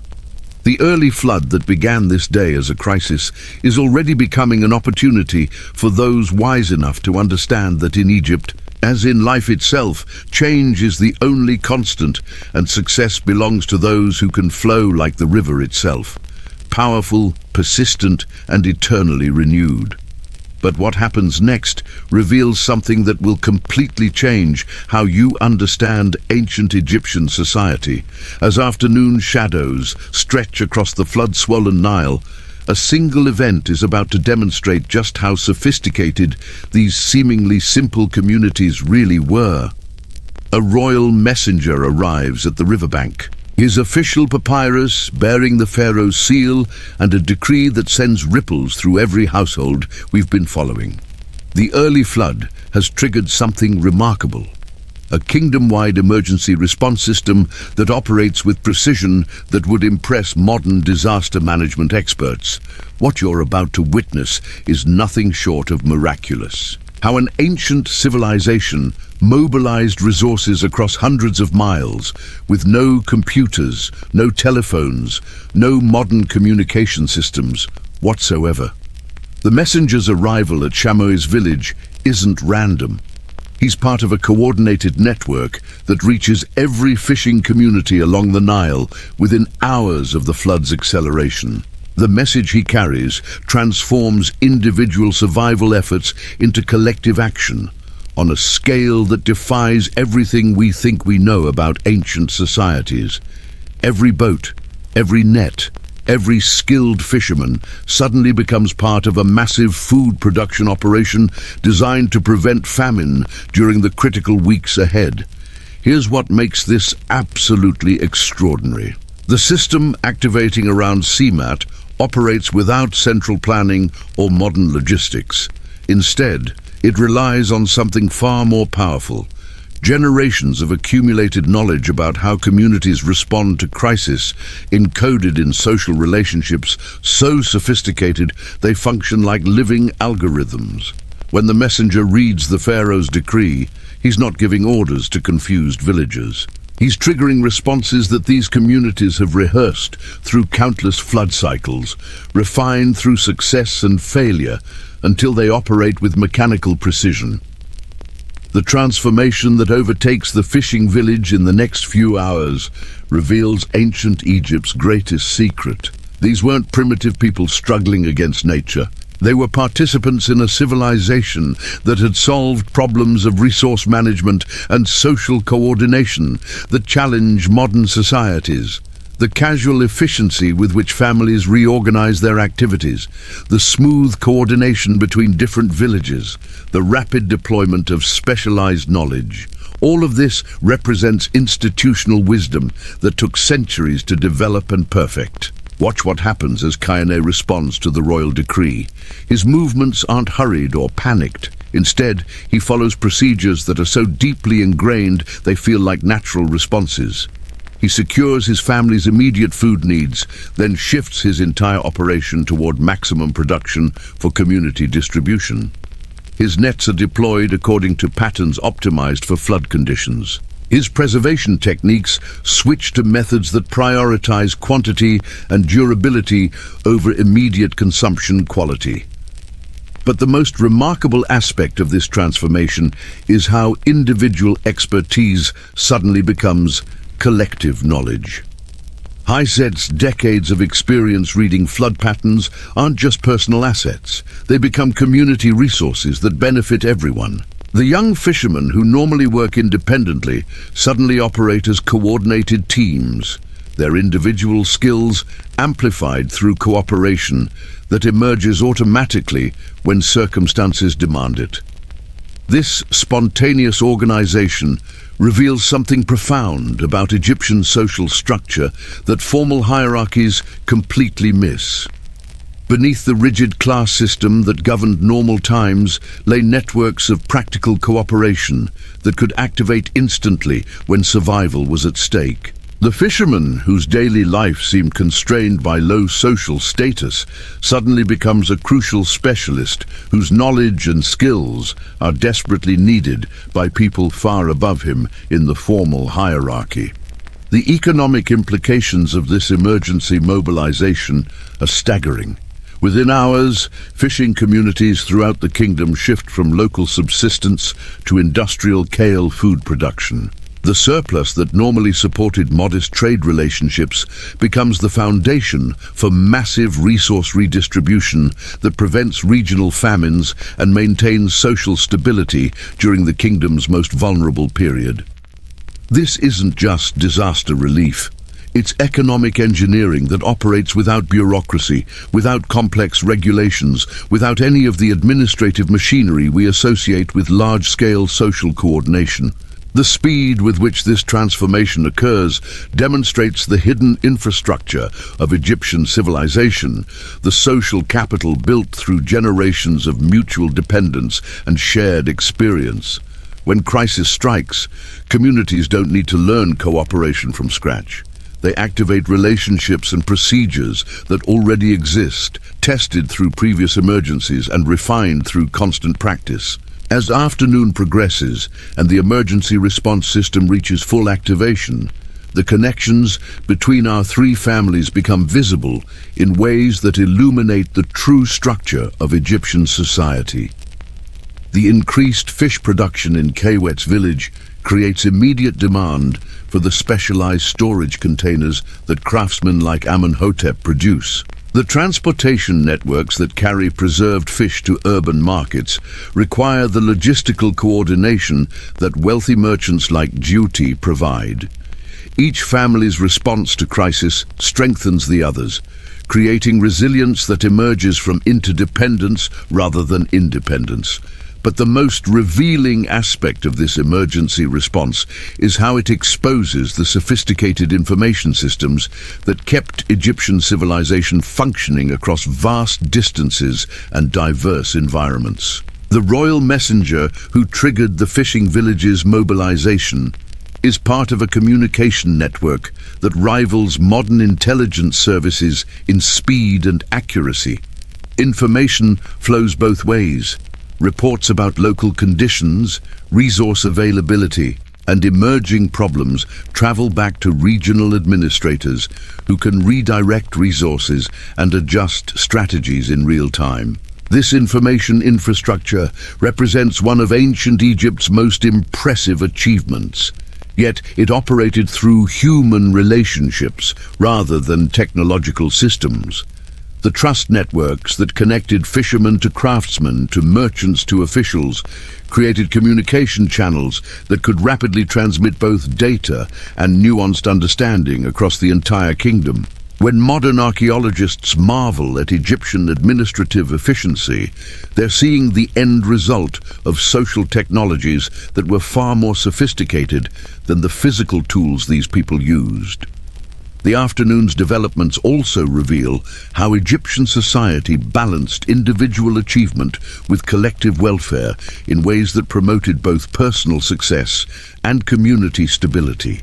Kisset's expertise as a fisherman becomes more valuable during the emergency, but that value is shared with his community rather than hoarded for personal advantage.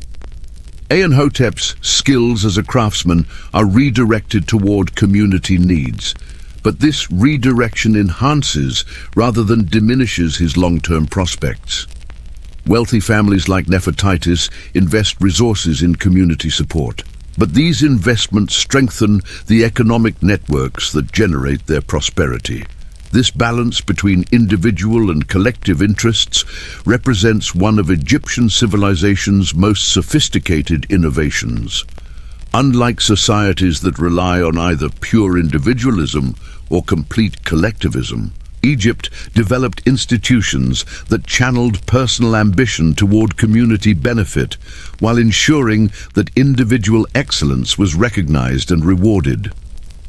The result was a system that could mobilize collective action during crisis while maintaining the incentives for innovation and achievement that drove long-term progress. The technical innovations that emerged during the afternoon's emergency response demonstrate how crisis situations accelerated Egyptian technological development. Fishing techniques adapted to flood conditions require new approaches to net construction and deployment. Food preservation methods must be modified to handle increased volumes while maintaining quality standards. Transportation systems need rapid adjustment to move resources through changed geographical conditions. These innovations don't emerge from formal research and development programs. Instead, they arise from the practical intelligence of people who understand their environment so thoroughly that they can adapt their techniques almost instinctively when conditions change. The accumulated knowledge of generations combines with immediate necessity to produce solutions that are both technically sophisticated and immediately practical. But perhaps the most impressive aspect of this innovation process is how quickly successful techniques spread through the community and beyond. A fishing method developed by one village in the morning becomes standard practice throughout the region by evening. A preservation technique discovered by necessity in one household is refined and adopted by dozens of families within hours. This rapid knowledge transfer operates through informal networks that function more efficiently than formal educational institutions. The social dynamics that enable this knowledge sharing reveal another dimension of Egyptian civilization's success. Competition between individuals and families coexists with cooperation that benefits the broader community. People share innovations freely because they understand that community-wide prosperity creates more opportunities for individual success than hoarding knowledge for temporary advantage. This long-term thinking characterizes successful Egyptian families at every social level. As the afternoon emergency response reaches full effectiveness, the scale of coordination that's been achieved becomes visible across the entire Nile Valley. Hundreds of fishing villages operating according to similar principles, thousands of craftsmen redirecting their skills toward emergency needs, wealthy households throughout the kingdom mobilizing resources for community support. Government officials at every level coordinating responses that span vast distances and diverse local conditions. This coordinated response represents one of history's most impressive examples of large-scale social organization achieved without modern technology. The kingdom that emerges during crisis situations reveals capacities for collective action that surpass many contemporary societies despite their advanced communication and transportation systems. The secret lies in social technologies, institutions and relationships that took centuries to develop but could activate instantly when circumstances demanded coordinated response. The afternoon's developments also demonstrate how Egyptian society maintains stability while adapting to changing conditions. The emergency response system preserves essential social structures while modifying specific practices to meet immediate needs. Traditional hierarchies remain intact even as practical cooperation crosses class boundaries. Cultural values and religious beliefs provide continuity while specific techniques and strategies evolve rapidly in response to environmental challenges. This balance between stability and adaptability represents one of the most sophisticated achievements of Egyptian civilization.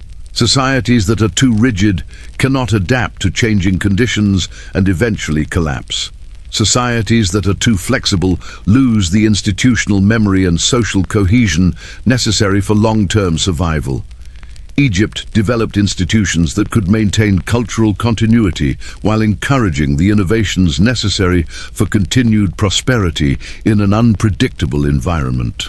The late afternoon sun casts long shadows across the transformed landscape as communities throughout the Nile Valley continue their coordinated response to the early flood. What began as individual families adapting to changed conditions has become a kingdom-wide demonstration of social organization that reveals the true foundations of Egyptian greatness. The fishing villages, craft workshops, and wealthy households that seemed separate during normal times have revealed themselves as components of a larger system designed to ensure collective survival and prosperity. The connections between Kwiset's nets, Amenhotep's workshop, and Nefertiti's household represent just tiny visible portions of networks that extend throughout the kingdom and beyond. The fish caught in remote villages feeds workers in urban workshops. The furniture created by provincial craftsmen graces palaces and temples in the capital. The grain traded by wealthy merchants sustains communities throughout the ancient world. But the most remarkable aspect of this interconnected system is how it operates through voluntary cooperation rather than centralized control. The pharaoh's decree that triggered the afternoon's mobilization didn't create the response system. It activated relationships and procedures that already existed. The real power of Egyptian civilization lay not in royal authority, but in the social intelligence that enabled millions of people to coordinate their activities for mutual benefit. This social intelligence represents humanity's greatest achievement, learning to create prosperity through cooperation while maintaining the individual freedom and initiative that drive innovation and progress. The Egyptian solution to this fundamental challenge sustained one of history's longest-lived civilizations and created cultural achievements that continue to inspire wonder thousands of years after the kingdom's political power ended. As evening approaches and the day's emergency mobilization settles into sustainable patterns that will continue through the flood season, the three families we followed prepare for rest after their most challenging and revealing day. Tomorrow will bring new adaptations and continued coordination, but tonight they can rest knowing they're part of something larger than themselves. A civilization that has learned to thrive by understanding that individual success and collective welfare are not competing goals, but complementary aspects of human flourishing. The sounds that settle over the Nile Valley as darkness falls carry the same rhythms that have provided the soundtrack for Egyptian life for millennia. The splash of oars, the call of nightbirds, the distant chanting from temple ceremonies. But now these familiar sounds carry new meaning, revealing themselves as components of a symphony of civilization that continues to play long after individual performers have completed their parts. The pre-dawn hours bring a different kind of awakening to the Nile Valley, one that reveals the deepest mysteries of how Egyptian civilization actually functioned. As Kamaset secures his boat after the day's extraordinary mobilization, something unprecedented begins to unfold along the riverbank. The emergency response that transformed individual survival into collective action is about to reveal its most sophisticated element, a phenomenon that modern historians have barely begun to understand. What happens next will completely shatter everything you think you know about ancient Egyptian society. Because hidden beneath the surface of today's crisis response lies a system so advanced, so perfectly calibrated to human nature and environmental reality that it makes our modern institutions look primitive by comparison. The evening gathering that forms spontaneously along the muddy shore isn't just fishermen sharing the day's experiences. It's the activation of something extraordinary, a living library of environmental knowledge that has been accumulating for over 1,000 years. Every flood cycle, every seasonal variation, every unusual weather pattern that has affected this stretch of river exists not in written records, but in the collective memory of families who have witnessed and survived countless natural cycles. Listen to what's happening as these men and women share their observations from today's fishing. Aset describes subtle changes in water temperature that indicate the flood's likely duration.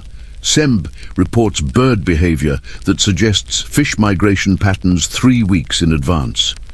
Merit shares her grandmother's techniques for predicting exactly when the waters will recede.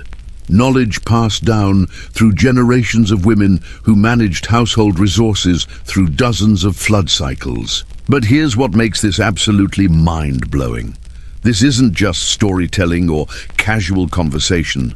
It's a sophisticated data analysis system that processes environmental information with accuracy that rivals modern meteorological science. These people are conducting real-time scientific research using methods that integrate centuries of accumulated observation with immediate sensory data. The predictions that emerge from tonight's gathering will prove accurate to within days over the coming weeks. Water levels, fish populations, weather patterns, even social and economic disruptions. All forecasted through collective intelligence that operates without instruments, without written records, without any of the tools we associate with scientific prediction. This is pure human intelligence operating at levels that our technology-dependent civilization has largely forgotten how to achieve.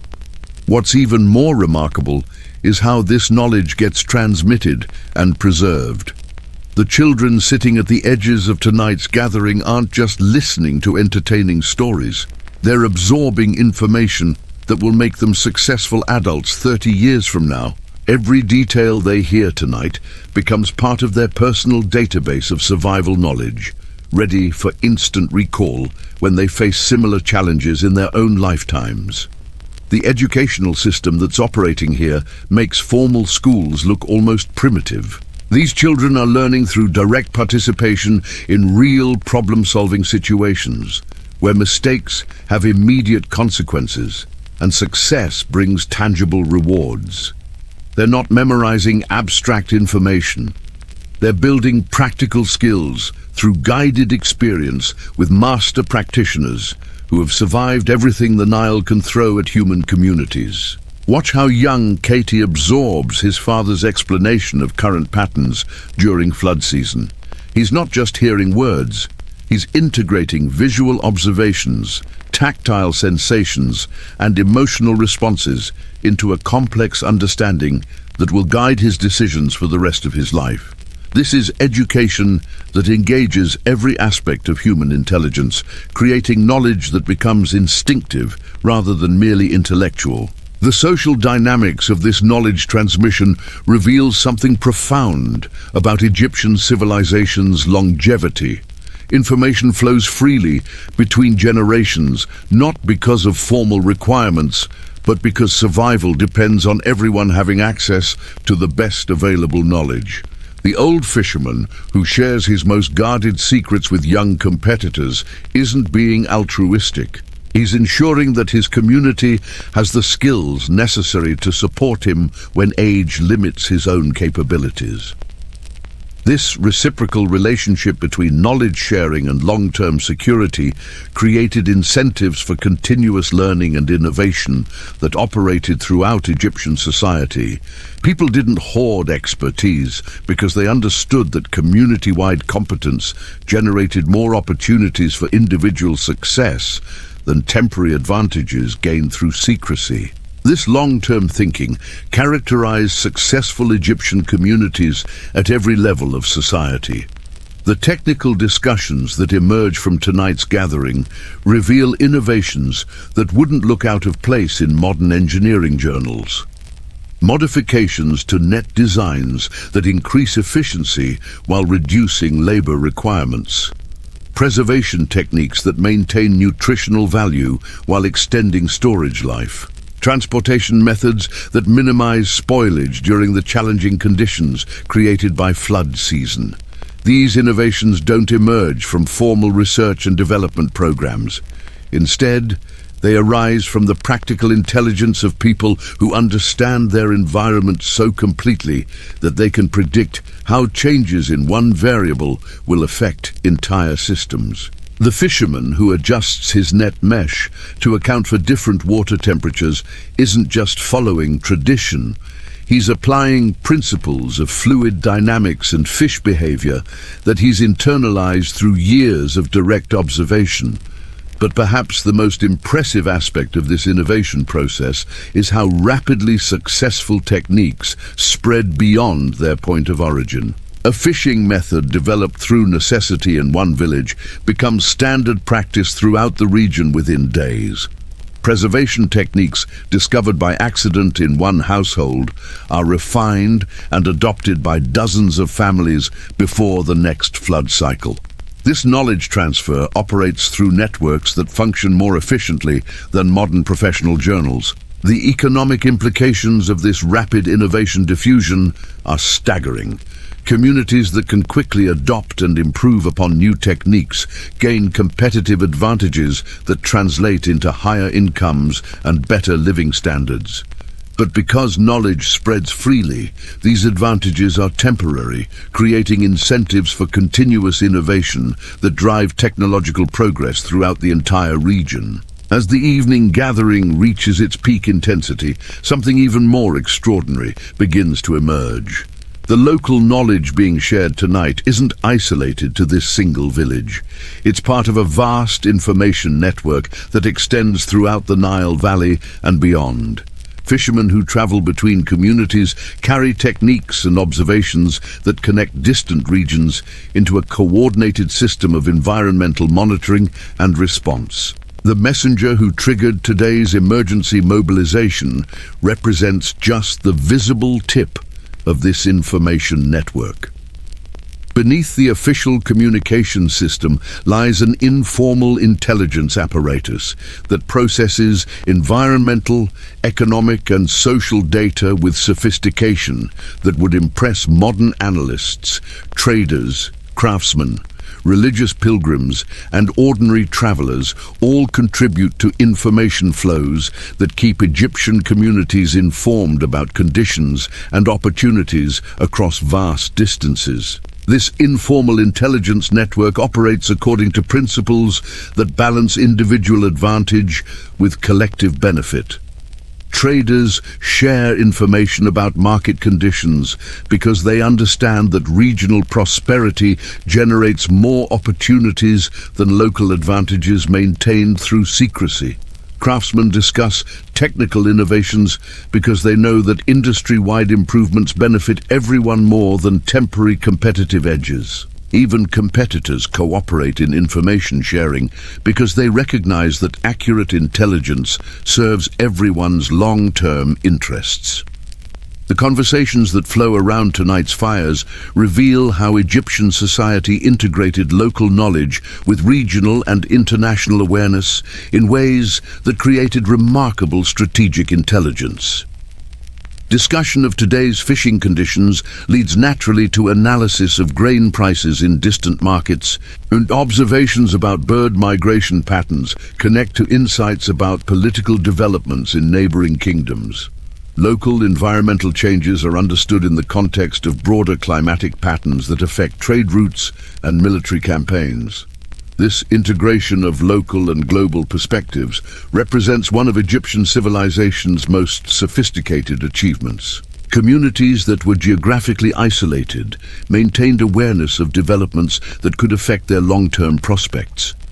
Families that seemed focused on immediate survival actually operated according to strategic thinking that spanned generations and incorporated factors from across the known world. The religious dimensions of tonight's gathering add another layer of sophistication that modern secular societies often miss.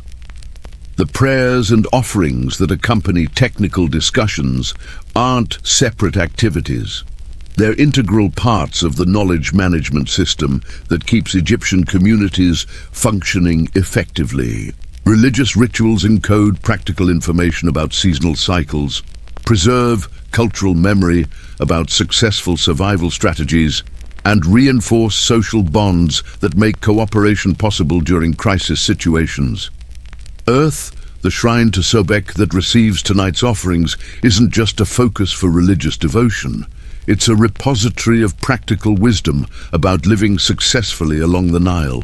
The stories associated with the crocodile god contain detailed information about river behavior, flood patterns, and survival techniques that have been tested through generations of experience.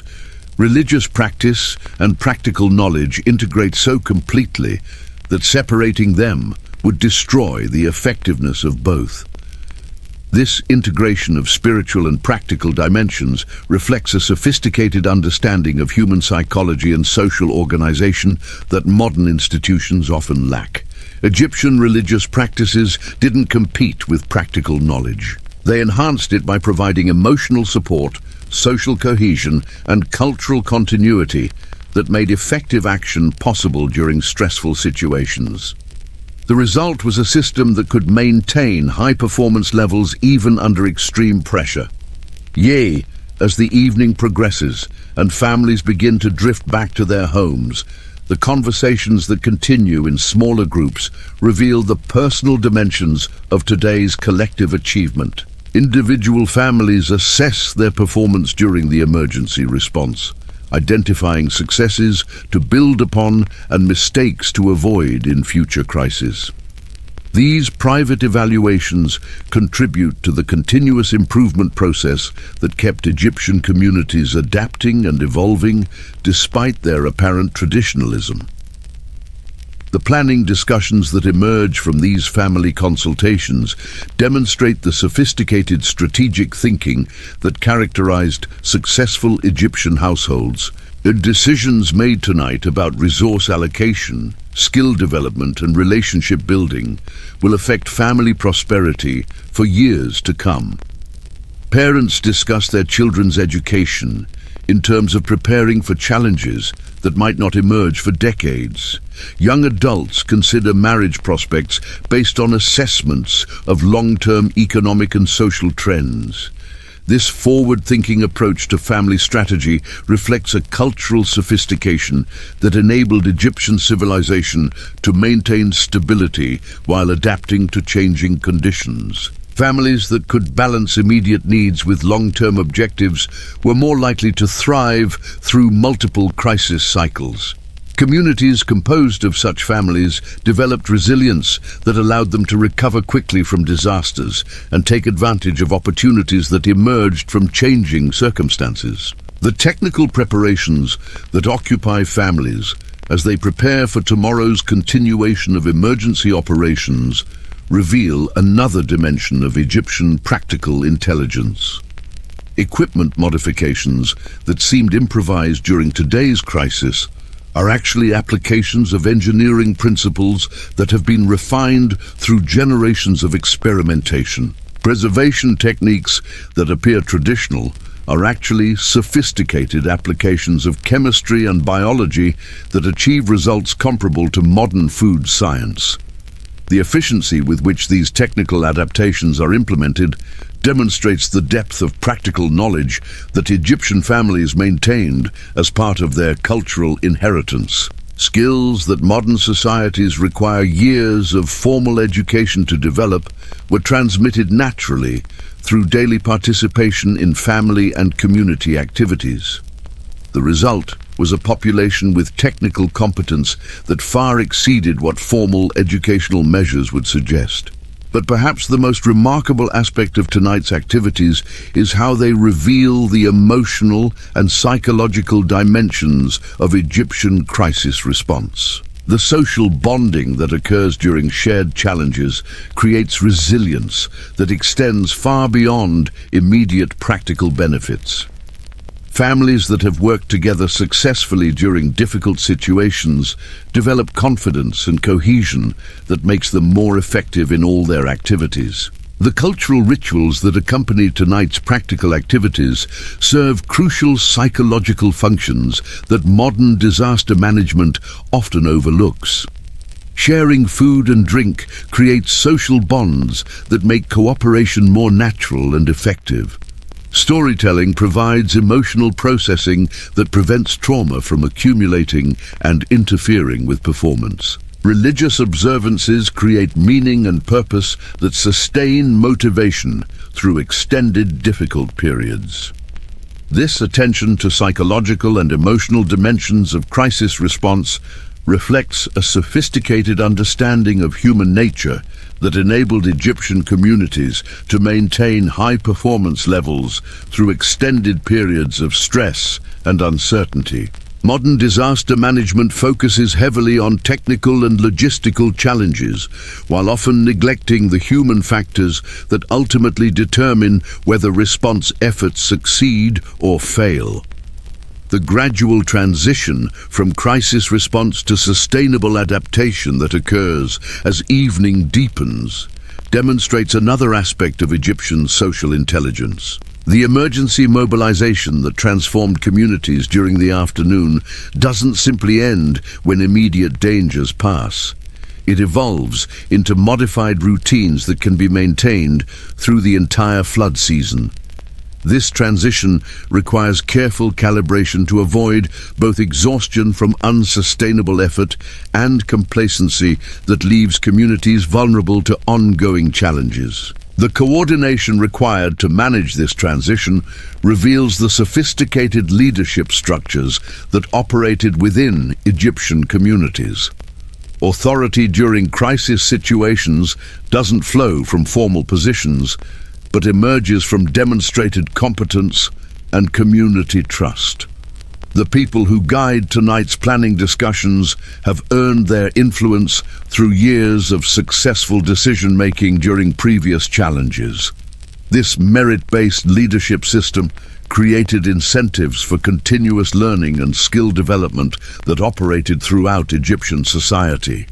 People who wanted to influence important decisions had to demonstrate their competence through successful performance during actual challenges. The result was leadership that was both effective and legitimate because it was based on proven ability rather than inherited status or political appointment. Meanwhile, across the river in Amenhotep's workshop, the evening brings its own revelations about the sophisticated systems that kept Egyptian civilization functioning during times of stress. The craftsman's response to today's crisis has transformed his workspace from an individual production facility into a collaborative center where technical knowledge flows freely between specialists who normally work in isolation.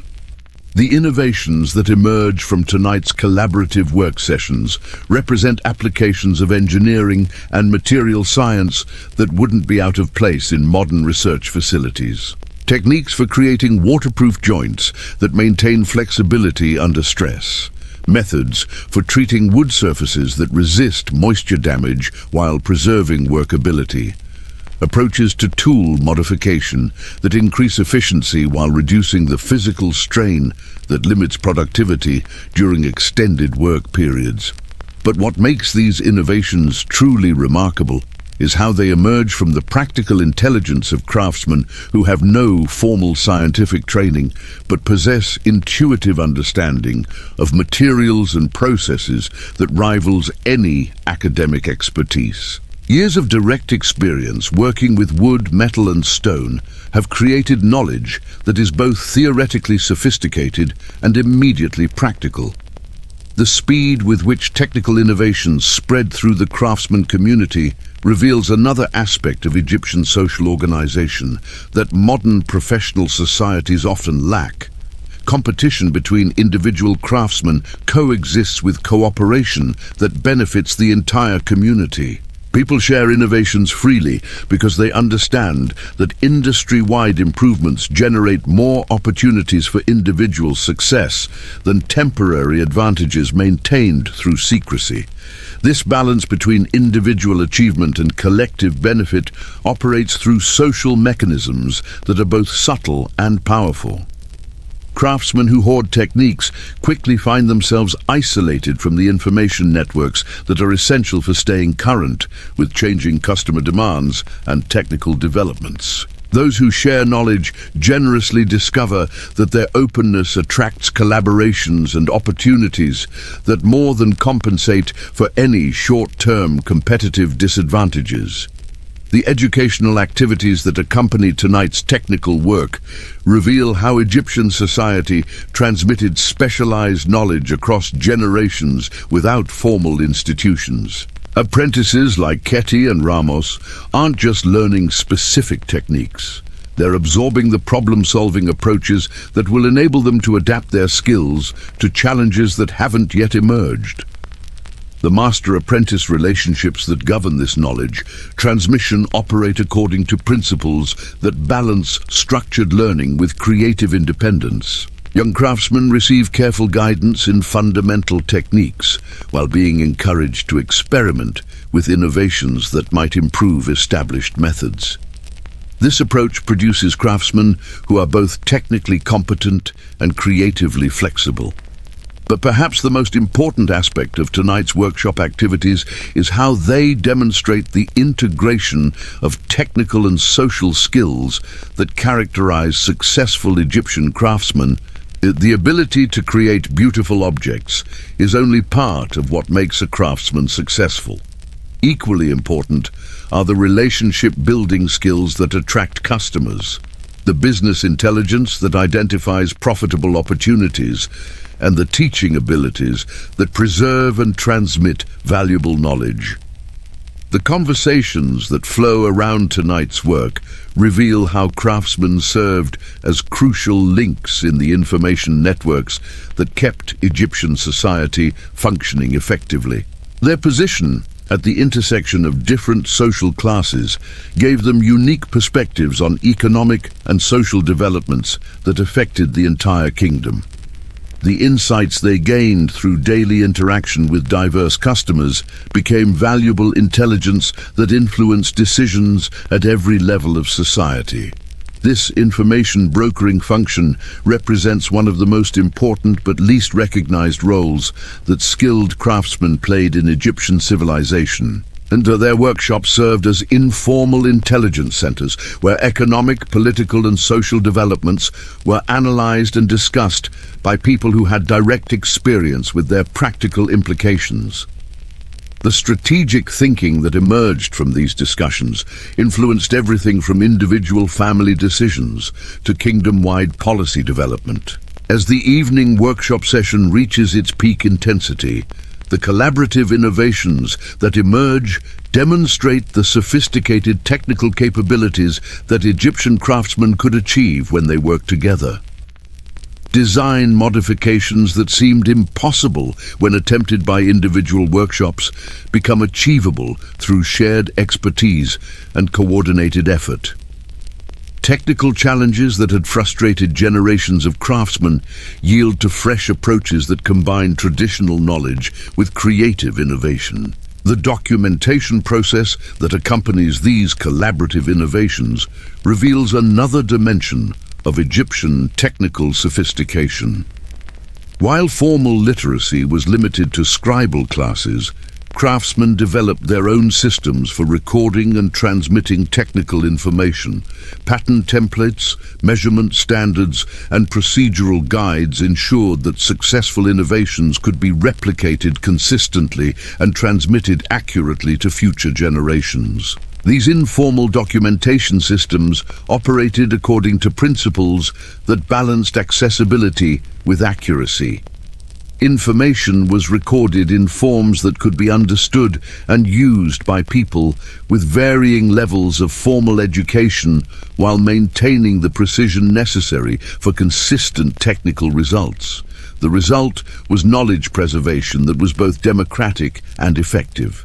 The quality control systems that govern tonight's collaborative work demonstrate sophisticated understanding of manufacturing principles that wouldn't be out of place in modern industrial settings. Techniques are tested systematically before being adopted widely. Materials are evaluated according to standardized criteria that ensure consistent performance. Production processes are refined through controlled experimentation that identifies optimal approaches. But what makes these quality control systems truly remarkable is how they operate through voluntary cooperation rather than external regulation. Craftsmen maintain high standards because they understand that their individual reputations depend on the overall quality associated with their community. This creates incentives for continuous improvement that are both powerful and sustainable. The economic planning discussions that accompany tonight's technical work reveal the sophisticated business intelligence that successful Egyptian craftsmen maintained as part of their professional competence. Analysis of changing customer preferences informs decisions about skill development and equipment investment. Evaluation of regional economic trends influences choices about specialization and market positioning. Assessment of political developments affects strategies for managing client relationships and business partnerships. This integration of technical and business skills reflects a sophisticated understanding of how craft production operated within the broader Egyptian economy. Successful craftsmen weren't just skilled artisans. They were entrepreneurs who understood market dynamics, strategic planners who could anticipate future opportunities, and relationship managers who could build the social capital necessary for long-term success. In the wealthy quarter of the city, Nefertiti's evening activities reveal yet another dimension of the sophisticated systems that enabled Egyptian civilization to respond effectively to crisis situations. The emergency coordination that began with today's flood response has evolved into systematic planning that will guide her family's activities through the challenging months ahead. The business strategy sessions that occupy much of tonight's activities demonstrate the sophisticated analytical capabilities that wealthy Egyptian families brought to managing their commercial operations. Market analysis that would impress modern business consultants, risk assessment that rivals contemporary financial planning, strategic thinking that integrates multiple variables across extended time horizons. But what makes these business planning sessions truly remarkable is how they integrate economic analysis with social and political intelligence that spans the entire kingdom and beyond. Information about flood conditions in distant provinces combines with insights about royal building projects to create investment strategies that position the family to benefit from opportunities that won't emerge for months or years. The intelligence networks that provide information for these planning sessions represent one of ancient Egypt's most sophisticated achievements. Wealthy families maintained communication systems that rivaled modern diplomatic and commercial intelligence services in scope and accuracy. The information that flows into tonight's planning sessions includes reports from agents in distant cities, insights from trading partners in foreign countries, and analysis from specialists in fields ranging from agriculture to military affairs. This intelligence gathering operates through relationship networks that have been built and maintained over generations. Trust relationships established by previous generations create access to information sources that provide competitive advantages in current business operations. The social capital accumulated through decades of successful cooperation becomes the foundation for continued prosperity during challenging periods. The investment decisions that emerged from tonight's strategy sessions reveal the sophisticated financial planning that characterized wealthy Egyptian households. Diversification strategies that spread risk across multiple sectors and geographical regions. Timing decisions that take advantage of cyclical patterns in commodity prices and seasonal demand. Partnership arrangements that combine resources and expertise to pursue opportunities beyond any single family's capabilities. But perhaps the most impressive aspect of these investment strategies is how they balance individual family interests with broader social responsibilities. Wealthy families understood that their long-term prosperity depended on the health and stability of the entire Egyptian economy. Investment decisions that supported community development and economic growth served family interests even when they didn't provide immediate returns. The social planning activities that accompany tonight's business strategy sessions demonstrate the sophisticated understanding of relationship management that characterized elite Egyptian families. Marriage alliances are evaluated not just for immediate social benefits, but for their implications over multiple generations. Social obligations are balanced against business opportunities to maintain the reputation and influence that make commercial success possible. The educational planning that emerges from these family strategy sessions reveals the forward-thinking approach that enabled Egyptian elite families to maintain their positions across generations. Children's education is designed not just to prepare them for current opportunities, but to develop the adaptability and skills that will enable them to thrive in a changing world. Investment in learning represents one of the most important forms of family capital accumulation. But what's most remarkable about tonight's elite family planning is how it reveals the deep connections between individual family success and broader social welfare. Wealthy families that prospered over multiple generations understood that their continued success depended on maintaining social systems that provided opportunity and mobility for talented people from all backgrounds. This enlightened self-interest created incentives for supporting institutions and practices that benefited society as a whole.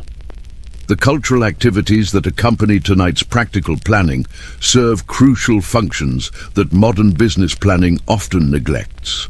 Artistic pursuits and religious observances provide emotional and spiritual resources that sustain motivation and creativity through extended periods of challenge and uncertainty. Investment in beauty and meaning creates psychological capital that proves as valuable as financial resources during difficult times. As the evening reaches its climax across all three households we've been following, the connections between individual family responses and broader social coordination become visible in ways that reveal the true genius of Egyptian civilization. The fishing techniques refined around tonight's village fires will influence food security throughout the region. The craft innovations emerging from collaborative workshops will enhance the kingdom's reputation for quality production. The business strategies developed in elite households will create employment and opportunities for thousands of people across multiple social classes. But the most profound revelation of tonight's activities is how they demonstrate that Egyptian civilization's greatest achievement wasn't its monuments or treasures. It was the social technologies that enabled millions of people to coordinate their activities for mutual benefit while maintaining the individual freedom and creativity that drive innovation and progress. The systems activating tonight operate without central control or bureaucratic management. Instead, they rely on something far more powerful and sustainable: the collective intelligence that emerges when people understand their individual success depends on community prosperity and act accordingly. This understanding created incentives for cooperation and mutual support that sustained Egyptian civilization through challenges that destroyed less sophisticated societies. The knowledge management systems that operate through tonight's activities represent humanity's greatest intellectual achievement. Learning to accumulate, preserve, and transmit the wisdom necessary for thriving in complex environments. The environmental intelligence gathering in fishing villages, the technical innovation in craft workshops, and the strategic planning in wealthy households all contribute to a collective learning process that made Egyptian civilization remarkably adaptable and resilient. But perhaps most importantly, tonight's activities reveal how Egyptian society solved the fundamental challenge that still confronts human civilization: how to balance individual achievement with collective welfare in ways that promote both personal success and social stability. The solutions that emerge from Egyptian communities represent templates for human cooperation that remain relevant thousands of years after the kingdom's political power ended. As midnight approaches and the Nile Valley settles into the rhythms that will sustain it through the challenging flood season ahead, the three families we've followed prepare for rest, knowing they've participated in something extraordinary.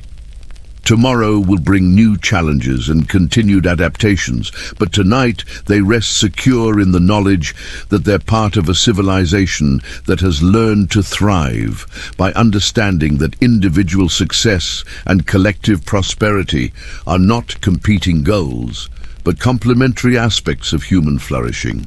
The sounds that settle over the great river carry the same rhythms that have provided the soundtrack for Egyptian life for millennia. But now they resonate with new meaning. Each splash of water against the reed-linened banks, each call of night, birds returning to their roosts, each distant sound of human activity speaks to the continuation of patterns that connect individual lives to the eternal flow of civilization itself. But what happens tomorrow will reveal the most astonishing secret of all: how this ancient society achieved something that modern civilization is still struggling to accomplish. As the first light of dawn breaks across the Nile, something extraordinary begins to unfold that will forever change how you understand what it means to be human. The three families whose lives we've followed through crisis and triumph are about to participate in an event so profound, so perfectly orchestrated, that it reveals the ultimate secret behind Egyptian civilization's 3,000-year dominance. Today marks the festival of the river's return, a celebration that occurs only when the floodwaters begin their retreat, signaling the start of the most crucial period in the Egyptian calendar. But this isn't just a religious ceremony or cultural tradition. What you're about to witness is a demonstration of social coordination so sophisticated that it makes our modern systems look like amateur experiments in human organization. The morning begins with a sound that hasn't been heard for weeks. The deep, resonant call of the sacred horns that echo from temple to temple along hundreds of miles of riverbank. This isn't just ceremonial music. It's a communication system that transmits complex information about flood recession timing, soil conditions, and planting schedules with accuracy that rivals modern agricultural science. Listen to how Cam Wassett responds to those horn calls. His movements aren't random or guided by simple tradition. Instead, he's reading a sophisticated code embedded in the musical patterns, variations in rhythm and pitch that convey specific data about water levels, soil moisture, and optimal timing for different agricultural activities. This acoustic information system operates with precision that would impress modern data transmission engineers. But here's what makes this absolutely mind-blowing. The information encoded in those horn calls represents the collective intelligence of thousands of observers throughout the entire Nile Valley. Temple priests, experienced farmers, skilled craftsmen, and wealthy merchants have all contributed observations that are synthesized into actionable guidance for millions of people. This is real-time, big data analysis using nothing but human intelligence and acoustic technology.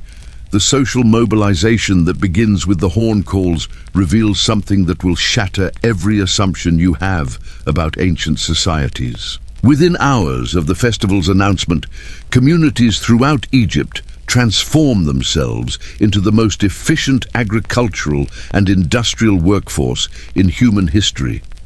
The coordination that emerges operates without bureaucracy, without complex regulations, without any of the administrative machinery we think is necessary for large-scale organization. Watch what happens as Ket's fishing community transitions from floods operations to the activities that will define the next phase of the Egyptian year. Boats that were configured for deep water fishing are rapidly modified for shallow water transportation.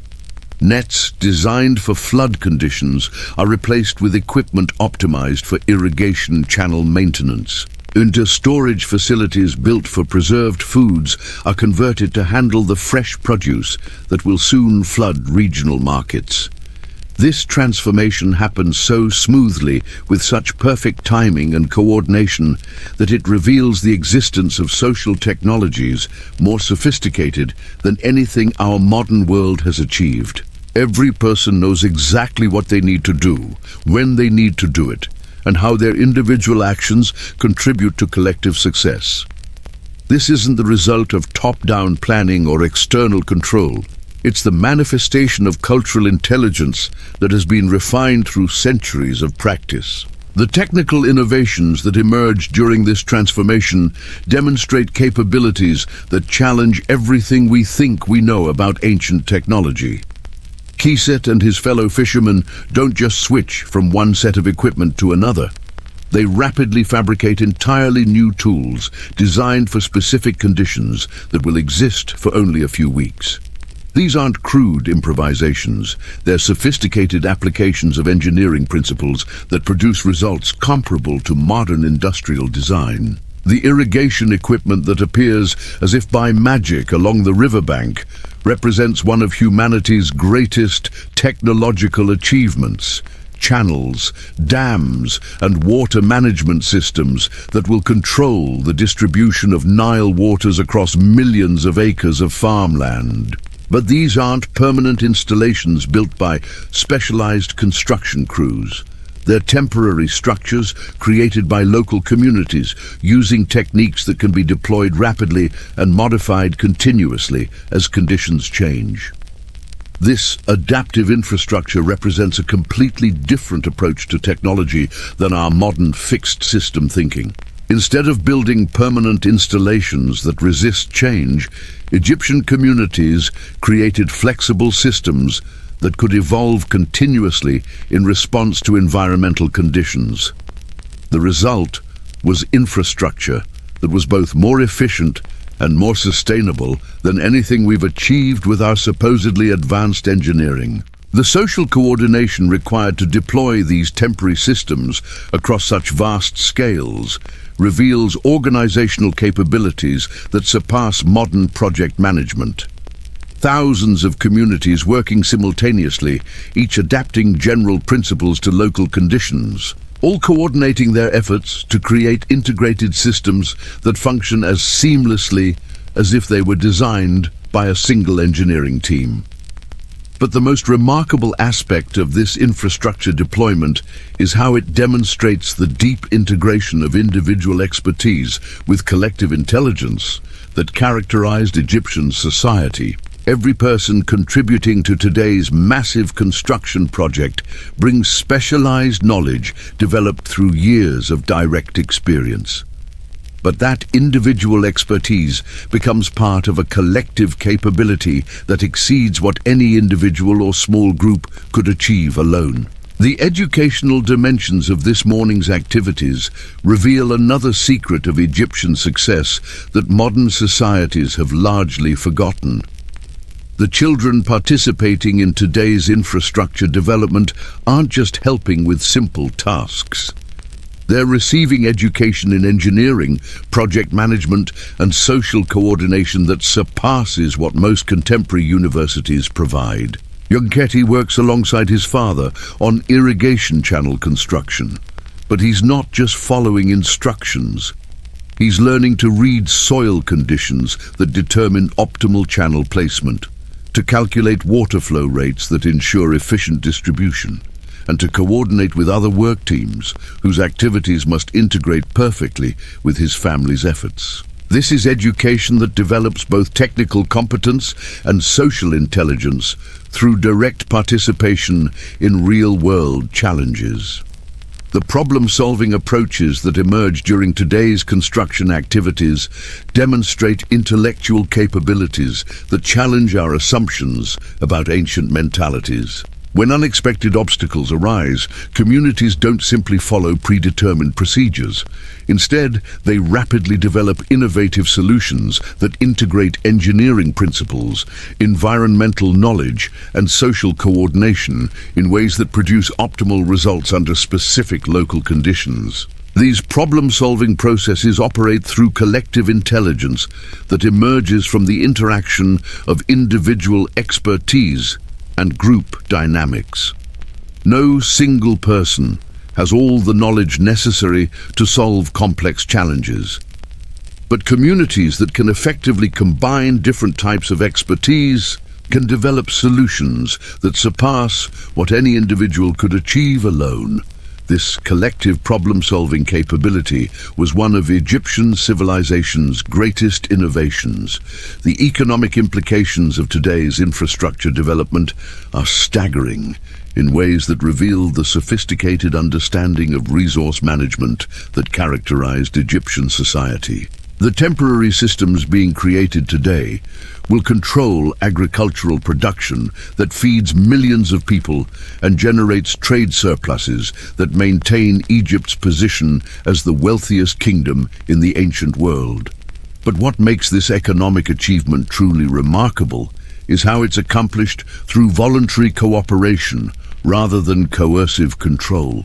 Every person participating in today's construction work does so because they understand that their individual prosperity depends on collective success. This alignment of individual and community interests created incentives for maximum effort and innovation that no external authority could have imposed. The quality control systems that operate during today's massive construction project demonstrate organizational sophistication that rivals modern industrial management.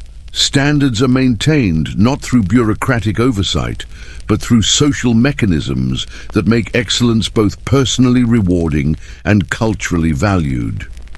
Workers take pride in their contributions because they understand how their individual efforts affect the entire system's performance.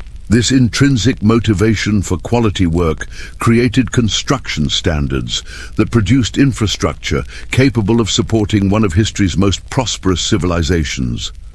The irrigation systems being built today will function reliably for decades, requiring minimal maintenance while delivering consistent performance under varying environmental conditions.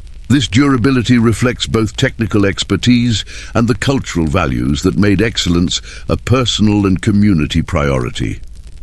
Meanwhile, in workshops throughout the kingdom, craftsmen like Amenhotep participate in their own version of today's extraordinary mobilization.